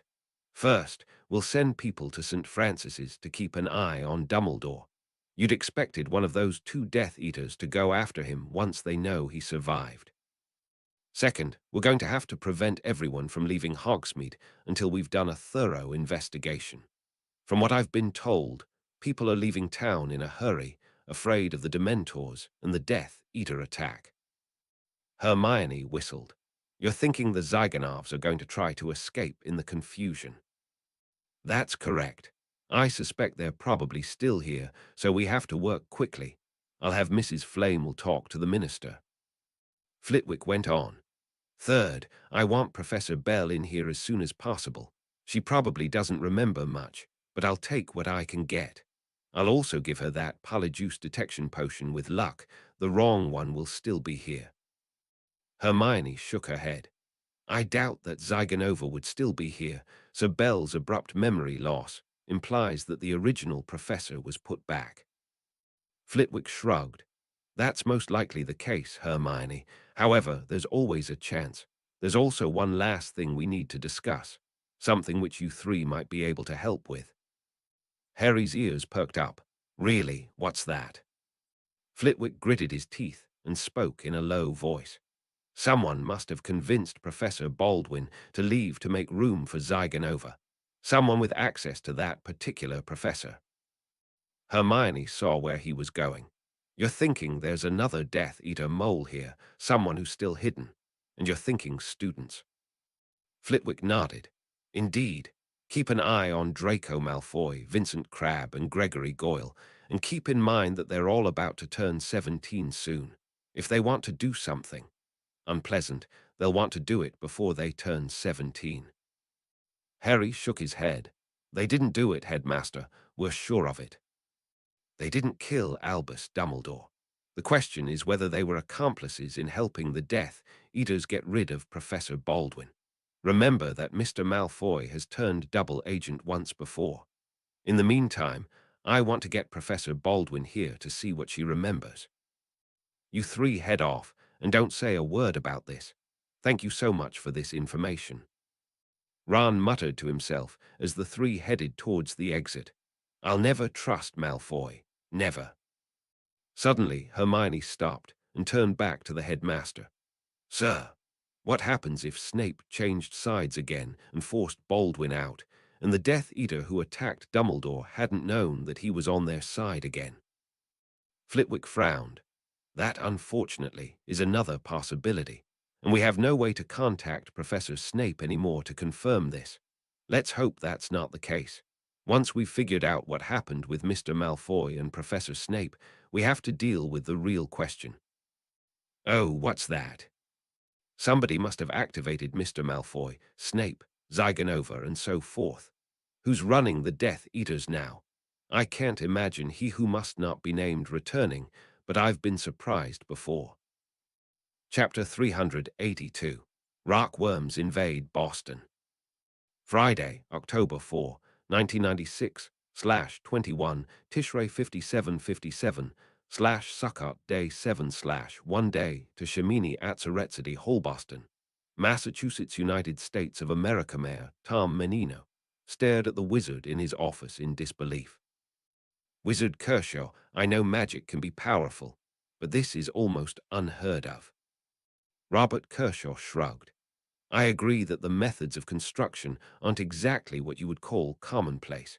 Nevertheless, Mr. Mayor, I'm fairly certain that we're going to be able to get all this done under $5 billion. Menino grunted. That's what Bechtel Parsons said as well, and look what they did. I'm aware of that, Mr. Mayor. That's why we focus on the big dig itself first and throw in all of the other projects if time and money permit. The mayor looked over the charts.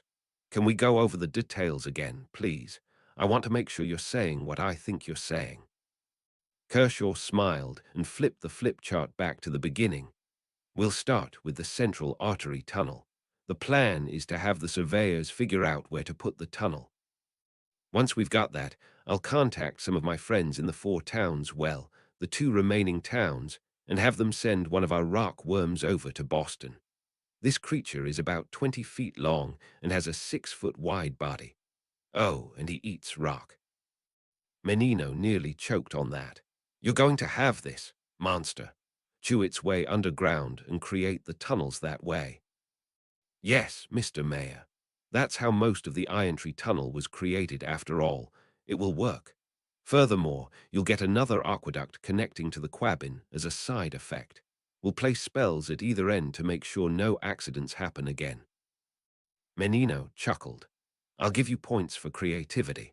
However, I don't see how that will work, so won't the noise keep people up at night? Won't buildings shake like leaves as the monster plows its way through? I don't want half of downtown Boston collapse due to earthquakes or due to the fact that the tunnel has undermined buildings' foundations. That won't happen, so before the creature chews out each section of rock, his wranglers will apply spells which will stabilize the ground above and below it, a common practice when digging with this type of animal. The worm will therefore be able to create the tunnel safely and with minimal disruption. Once he reaches the other side, he will turn around and head back the way he came. What about the noise factor? Won't it make noise? In theory, yes. In practice, We can always cast an area version of Silencio to make sure that most of the noise is dealt with. What about the exit ramps? The worm backs up and chews out another tunnel. Big deal. Escape routes, fire extinguishers, electrical work. The Muggles will have to handle that part, Mr. Mayor. We'll provide the animal and the tunnel, and if you wish, we'll help speed up some of the Muggles' work. That should save you a lot of time and money. Menino nodded as he examined the plans further. I can't believe I'm saying this, but it's an interesting idea. I assume that this creature is domesticated. It's not going to start eating cars and so forth. Kershaw smiled. Absolutely, Mr. Mayor. Jeff is very friendly. The rockworm. He really likes silicates. Menino stared at the wizard. These animals have names. Why not, Mr. Mayor? They've got completely different personalities. Norm goes for soil a lot, Jackie prefers sandstone, and so forth. I sure hope they don't prefer people. Kershaw laughed. They don't like people much, too mushy. They really like rock, though. Menino tried to ignore that last statement. All right, how long do you think it's going to take? How expensive? It's going to take maybe a few days to dig the tunnel and the off-ramps. The rest of it is up to you. We may be able to increase the efficiency of the Muggle construction, though. Taking into account the Muggle engineering issues, I figured we can get the whole thing done in maybe 6-9 months. Total cost should be about $2.5 billion, including $100 million to pay for the wranglers and the care and feeding of the rockworm. You'll get a couple of 6-foot-wide tunnels pretty cheaply this way, sir. Something occurred to Menino. Delicately, he said, Wizard Kershaw, how is an 18-wheeler truck going to make it into a 6-foot-wide tunnel? Kershaw laughed. We've taken that into account, sir. Before the tunnel begins, we're going to cast a spell which will shrink objects entering the tunnel. There's going to be a 20-foot-wide region outside each end of the tunnel, which will use extendatant shrinking technology to shrink the vehicles to 1/10 their normal size. That should leave enough room for multiple lanes and possibly multiple levels, if necessary. You'll have one northbound tunnel and one southbound tunnel. If you want, we can separate the various levels with magic, no bridges or supports necessary. The pavement will just hover in midair. Menino stared out the window. And fall down if the magic stops working. No, thank you. Kershaw shrugged. As you wish, sir. It's just another option.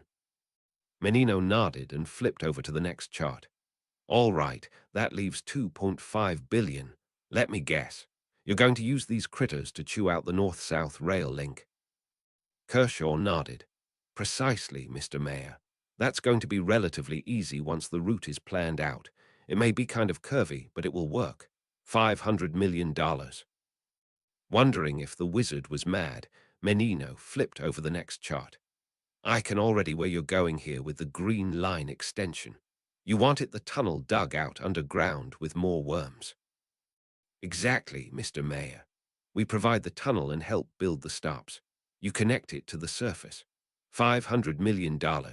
Best of all of this worm work is going to provide enough loose rocks to cap the landfill on Spectacle Island, where $100 million more will turn it into a park. Loose rocks? What loose rocks? Kershaw shrugged. Everybody poops, as the saying goes. Menino was aghast.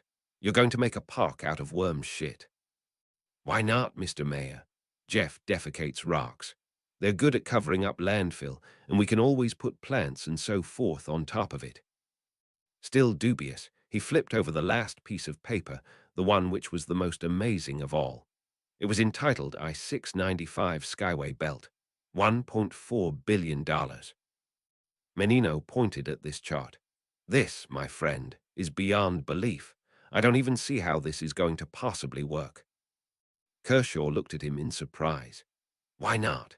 We've already got flying cars, and unless I very much miss my guess, flying vehicles are going to become very popular. Those young carpet distributors are getting a lot of business now, after all. DeLorean has a flying car, and I have reason to believe that Ford and GM are about to get into the game as well.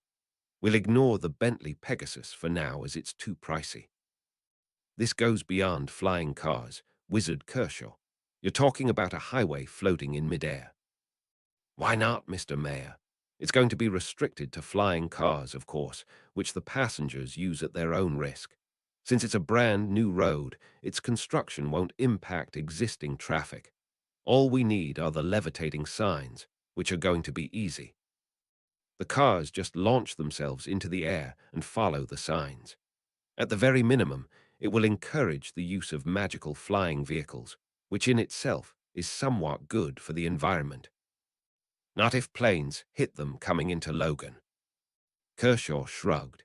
That's why I put the highway only 150 feet above the ground. I don't expect the planes to hit the cars. Menino looked at the page in amazement. You've got it going through Brookline, Cambridge, Somerville. Why not, Mr. Mayor? If you want, we can figure out how to levitate trains and have the T go through there as well. Menino couldn't take his eyes off the page. This looks like something out of Back to the Future Roman 2. Kershaw winced. I'm sorry, sir, but I'm not familiar with that movie. Does it involve flying cars? It took Menino a great deal of effort, but he was eventually able to wrench his attention away from the flip chart and back to the wizard.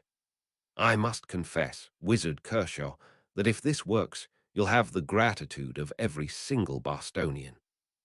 However, I'm still somewhat skeptical that you can do what you claim. So, I was wondering if you could demonstrate this technology for me. Kershaw nodded. Fine with me. What do you want me to do?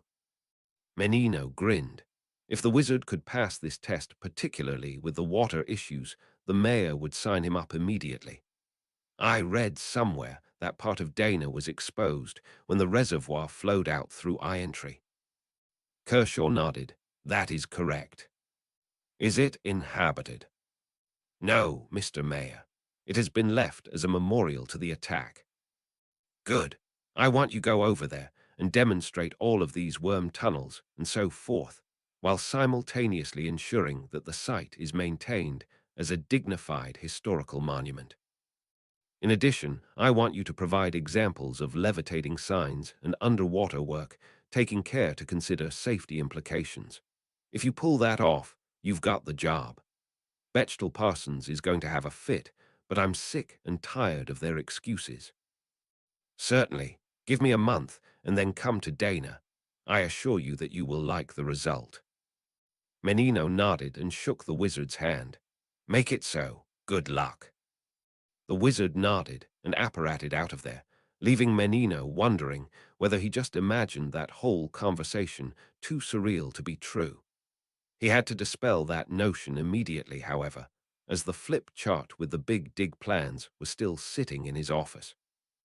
No sane person would have even considered plans like that. Chapter 383. Melissa loses 25 pounds. Saturday, October 5, 1996, /22 Tishrei 5757, Shemini Atzeretzender's residence of Prescott. As United States of America, Isaac Sanders looked at his wife and at the wizard in surprise. You're thinking of making a television show with us as the stars. Strong Bear nodded. That's right, Mr. Sanders. Now that we've come out, a lot of people are curious about what our life is like and how Muggles are going to adapt to the presence of wizards. They know you from the Super Bowl breach, and you've been interacting with us for a while. I figured you two were good people to focus on. Sanders couldn't believe what he was hearing. Nevertheless, he couldn't deny the fact that there were several video cameras, both Muggle and wizarding, pointing at his face. We're not movie stars, Strong Bear. Hell, I can't even sing karaoke. That's the point of a reality show, Mr. Sanders. The goal is to show how real people live, and in this case, it will include both the Muggles and the wizards. Melissa looked at Strong Bear. What prompted this all of a sudden? The wizard grimaced. We've heard rumors that Britain for Humans has announced that it's planning terrorist attacks again against British wizards. Apparently, that attack on the British magic school convinced Britain for humans that we weren't doing enough to police themselves, particularly since it appears Voldemort's followers were behind the attack. Sanders winced. That doesn't sound good. I thought the Judgment Day activities got rid of all the Death Eaters. So did I, Mr. Sanders. However, apparently we missed a few. The point is, we don't want America for humans, or anyone else for that matter, getting the same ideas. The purpose of this show is to show that wizards and muggles are for the most part decent people who just want to live their lives. We believe that we'll be able to stop the various world for humans terrorist organizations through education. Melissa nodded. That may work, aye. She suddenly stopped and her eyes widened. Strong Bear looked at her quizzically. You what, Mrs. Sanders? Her face paled, and she put her hands on her immense belly. Slowly, she turned to Sanders, who jumped to his feet. Melissa, are you thinking what? She never gave him a chance to finish the sentence. This is it, Izzy. My water just broke. Strong Bear glanced at one of the cameramen, who nodded and apparated out of the room as Sanders reached for the phone. Strong Bear, however, waved him off. Don't bother, Mr. Sanders. Remember how the wizards deliver children. Trust me, this is going to be much easier if you're up to it. Melissa thought for a moment, then nodded. All right, I'm game. You haven't tried to kill us yet, and from what I've been told, the wizarding midwives are a hell of shit.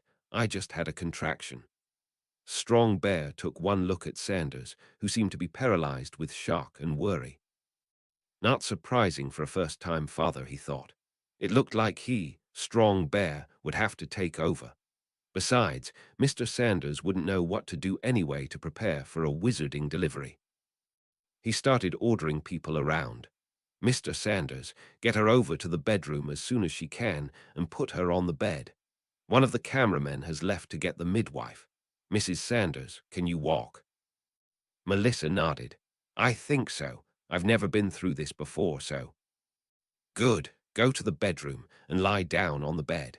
Do you want the cameramen to film the delivery? Melissa shook her head vehemently. Deliver a baby on live TV? Hell no. All right. Cameramen, I want all of you to walk into the den where you can hear what's going on.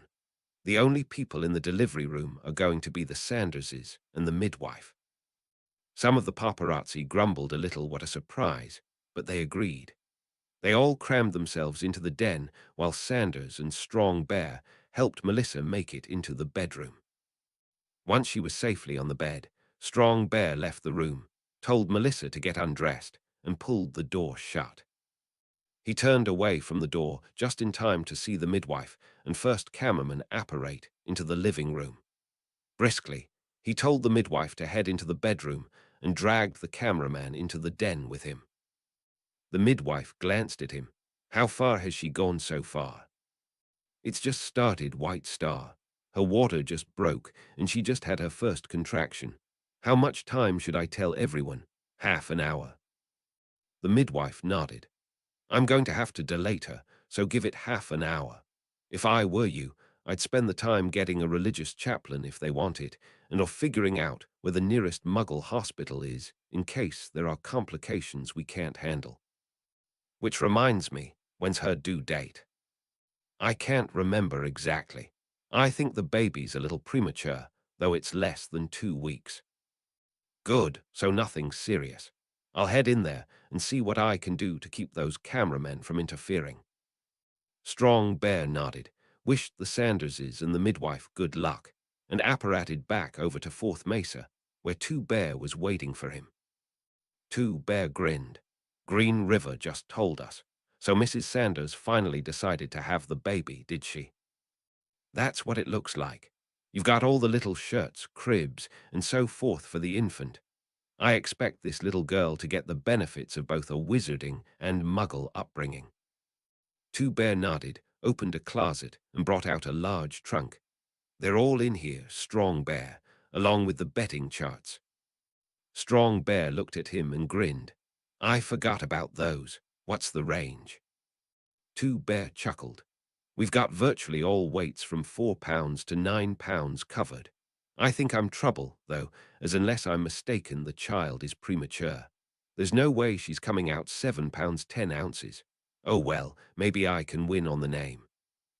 Strong Bear snorted. You seriously think they're going to name the baby Mary? No one names their kids Mary anymore. Two Bear shrugged. Last time I checked the Muggle popularity list, Mary was number 1. That list is probably 80 years old, Two Bear. So, maybe if I had some Felix Felicis. Strong Bear threw his hands up. That won't help now, as you've already placed your bet. At any rate, wait maybe an hour or so, and then send someone over with all the goodies. I sure as hell hope the midwife isn't in on the weight pool. She isn't, Strong Bear. Don't worry. How did the Sanders take to the idea of a reality show? Mrs. Sanders' water broke before we could finish the discussion. However, I suspect that if they do go for the reality show, we've got a rather exciting first episode. Melissa Sanders couldn't believe how easy it had been. There had been virtually no pain, and the whole thing had taken about 40 minutes. She and Izzy had one brief look at the baby before the midwife hovered over her for a few minutes, checking her out. Finally, she nodded. The child looks all right to me, Mr. and Mrs. Sanders. I've got her pegged at 5 pounds, 7 ounces. A little small, but then again, she's a little premature. The midwife had to scream to make herself heard over the sound of the crying newborn. Outside the bedroom, the paparazzi managed to stop complaining about their inability to see what was going on long enough to offer their congratulations. Melissa found it rather disturbing that they had realized that the child was a girl even before the parents did. She didn't want to know. The midwife frowned. My husband is going to be pissed, though. He put 50 galleons on 8 pounds 12 ounces. Melissa rolled her eyes. Men. Trying to take her mind off the subject, she asked the midwife what was going to happen next. Well, Mrs. Sanders, we're going to run a few more checks on her to see if there are any major congenital problems we need to fix. I don't see anything at this point, though. Have the Muggle doctors detected anything up to this point? Not that I know of.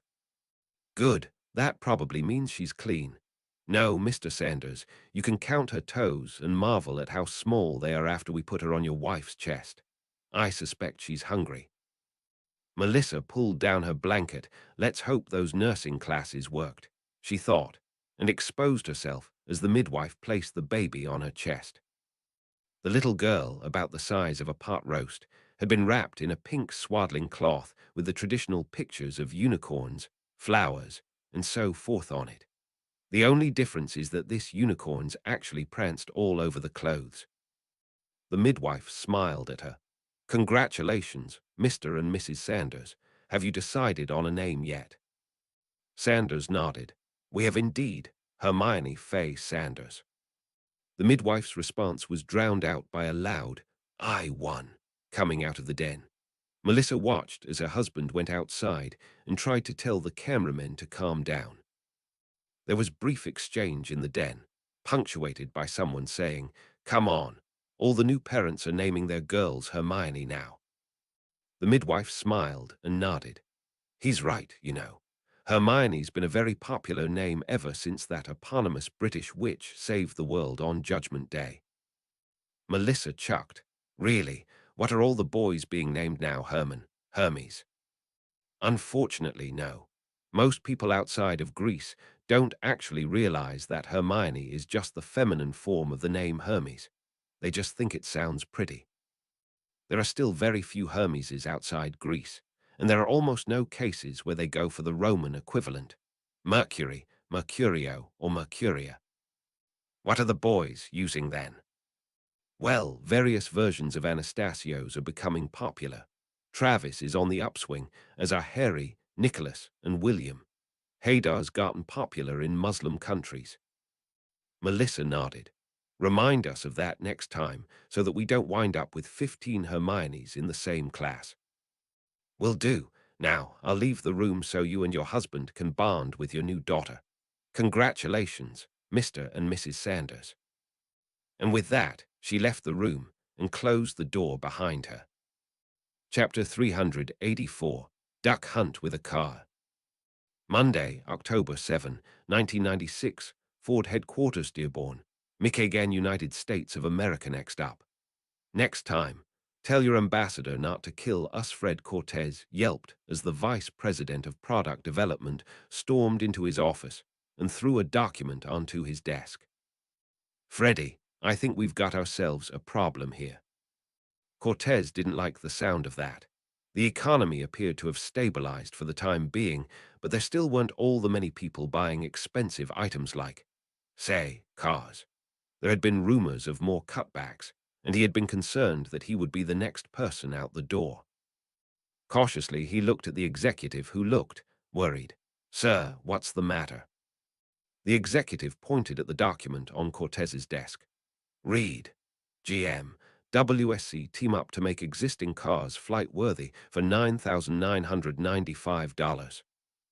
General Motors Corporation and Wizarding Services Corporation have the distinct pleasure to announce a breakthrough development in the automotive industry, one which could very well change the way people use their cars. Eric Street, chairman of WSC, explains, the idea is quite simple.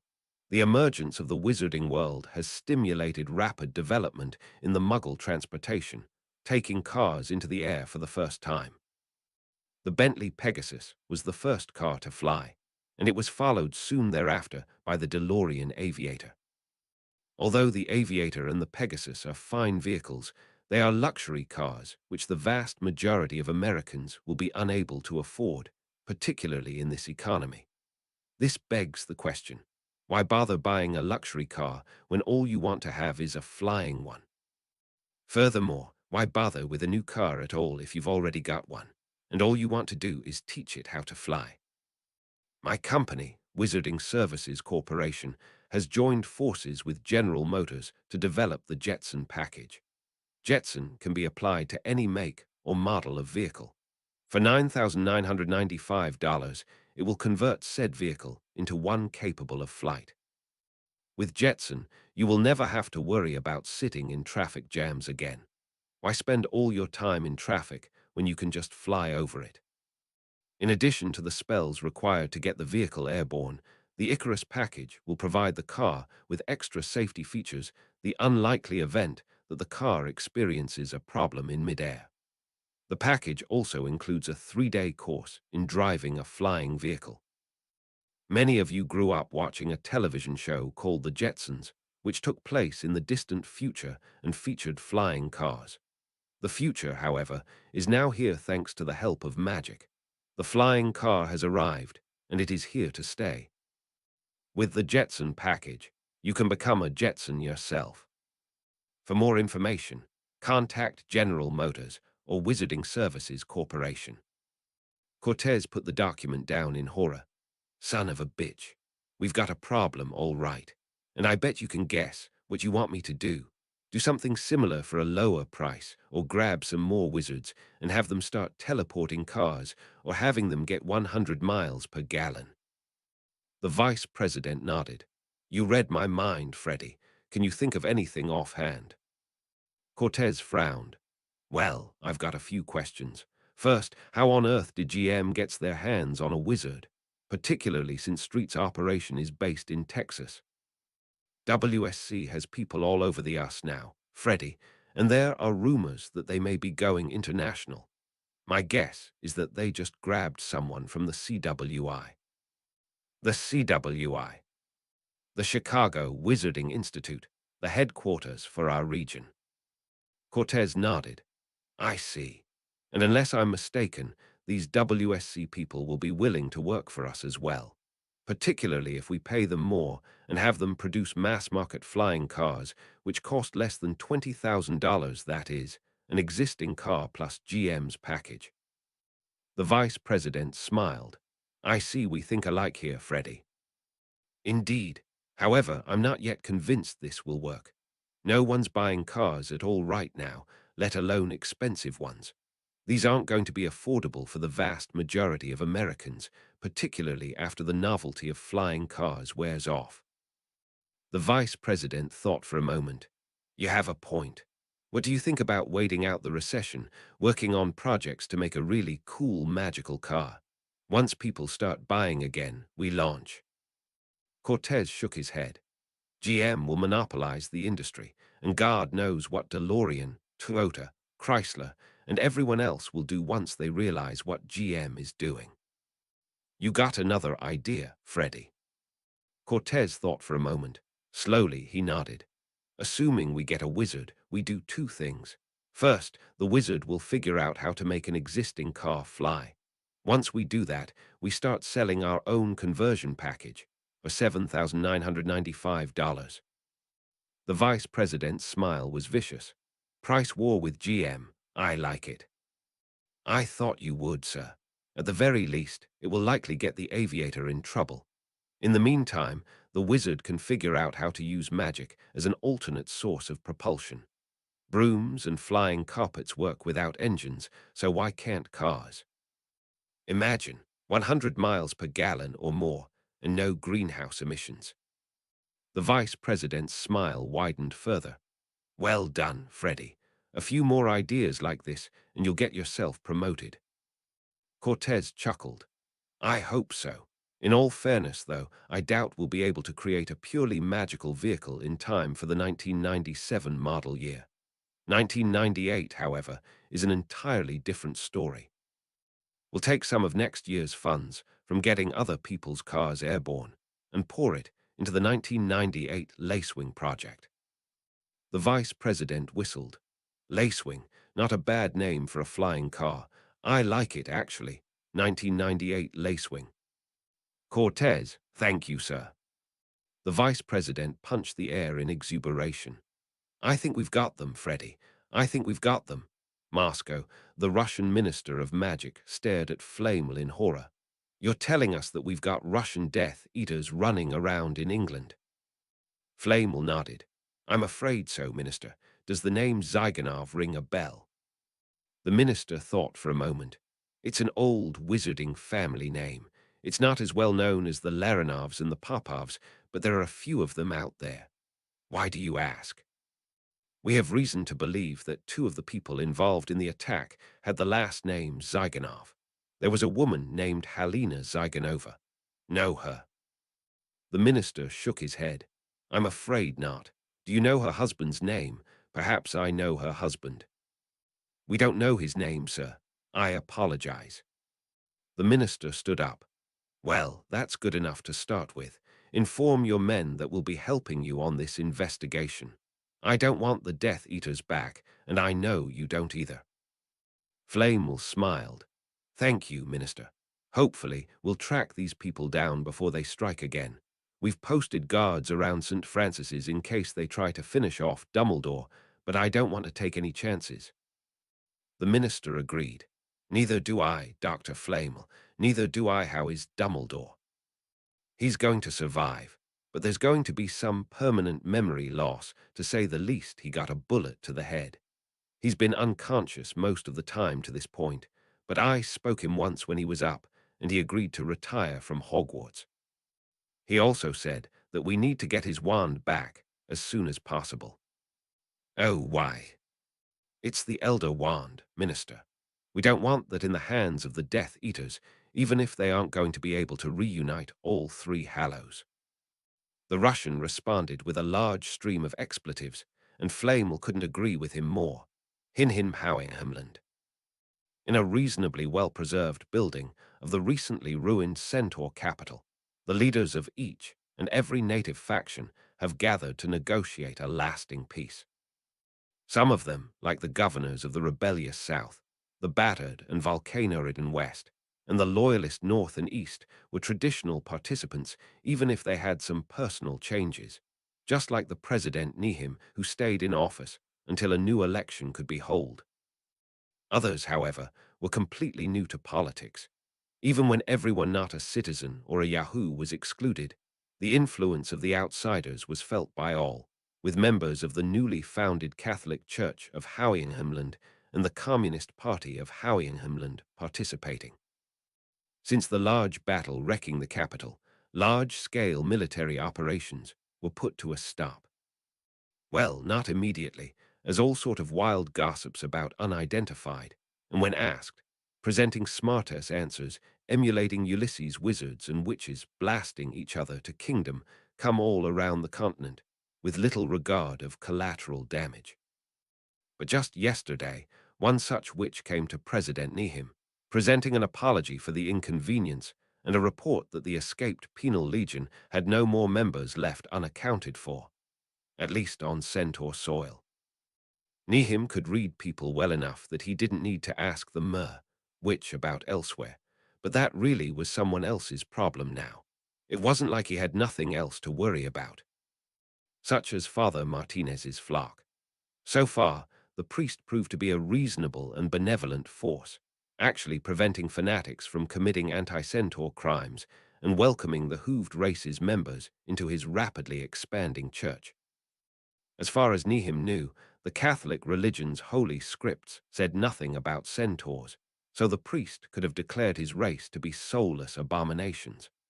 From what he learned of Muggle history, it had been done over smaller differences. Yet, despite all this, the movement bode ill for the nation's independence. The church's hierarchy was traditionally rigid, and when a newly converted territory was subjugated by an external religious authority, many times worldly influence came with it. The problem was further aggravated by the chaotic state of said hierarchy, with half of its members and most of its higher echelons siding with the reformist movement, led by the alleged ghost of the prophet Samuel. The faith of the five elements was losing followers at a steady rate, and it was only a matter of time until some higher-ups in Laputa took notice. And if it wasn't enough, the economy lay in ruins, and communist propaganda made the working class less cooperating than ever. He, of course, knew a lot about the ideology and saw it working in Zelenda, but Nihim had plenty of time to read in his exile and to think. He read about the democracy of the ancient Greeks and how it failed the Romans. Zelenda was a communist nation, and it worked, but Houyhnhnmland's population was bigger by an order of magnitude and divided. He personally thought it'd be best not to try and see if such a regime worked. Sadly, others thought otherwise, even taking up arms to make their point. Having the Communist Party of Houyhnhnmland attend the negotiations was a small victory by itself, but it still didn't change the fact that at least two related paramilitary organizations, the People's Liberation Army of Houyhnhnmland, PLAIG, and the Houyhnhnmland Yahoo Liberation Front, HILF, were still out there, conducting guerrilla warfare against everyone, including each other. He would have none of this. Enough of his people have died already in pointless fights, no more should join their ranks, but he was running out of options.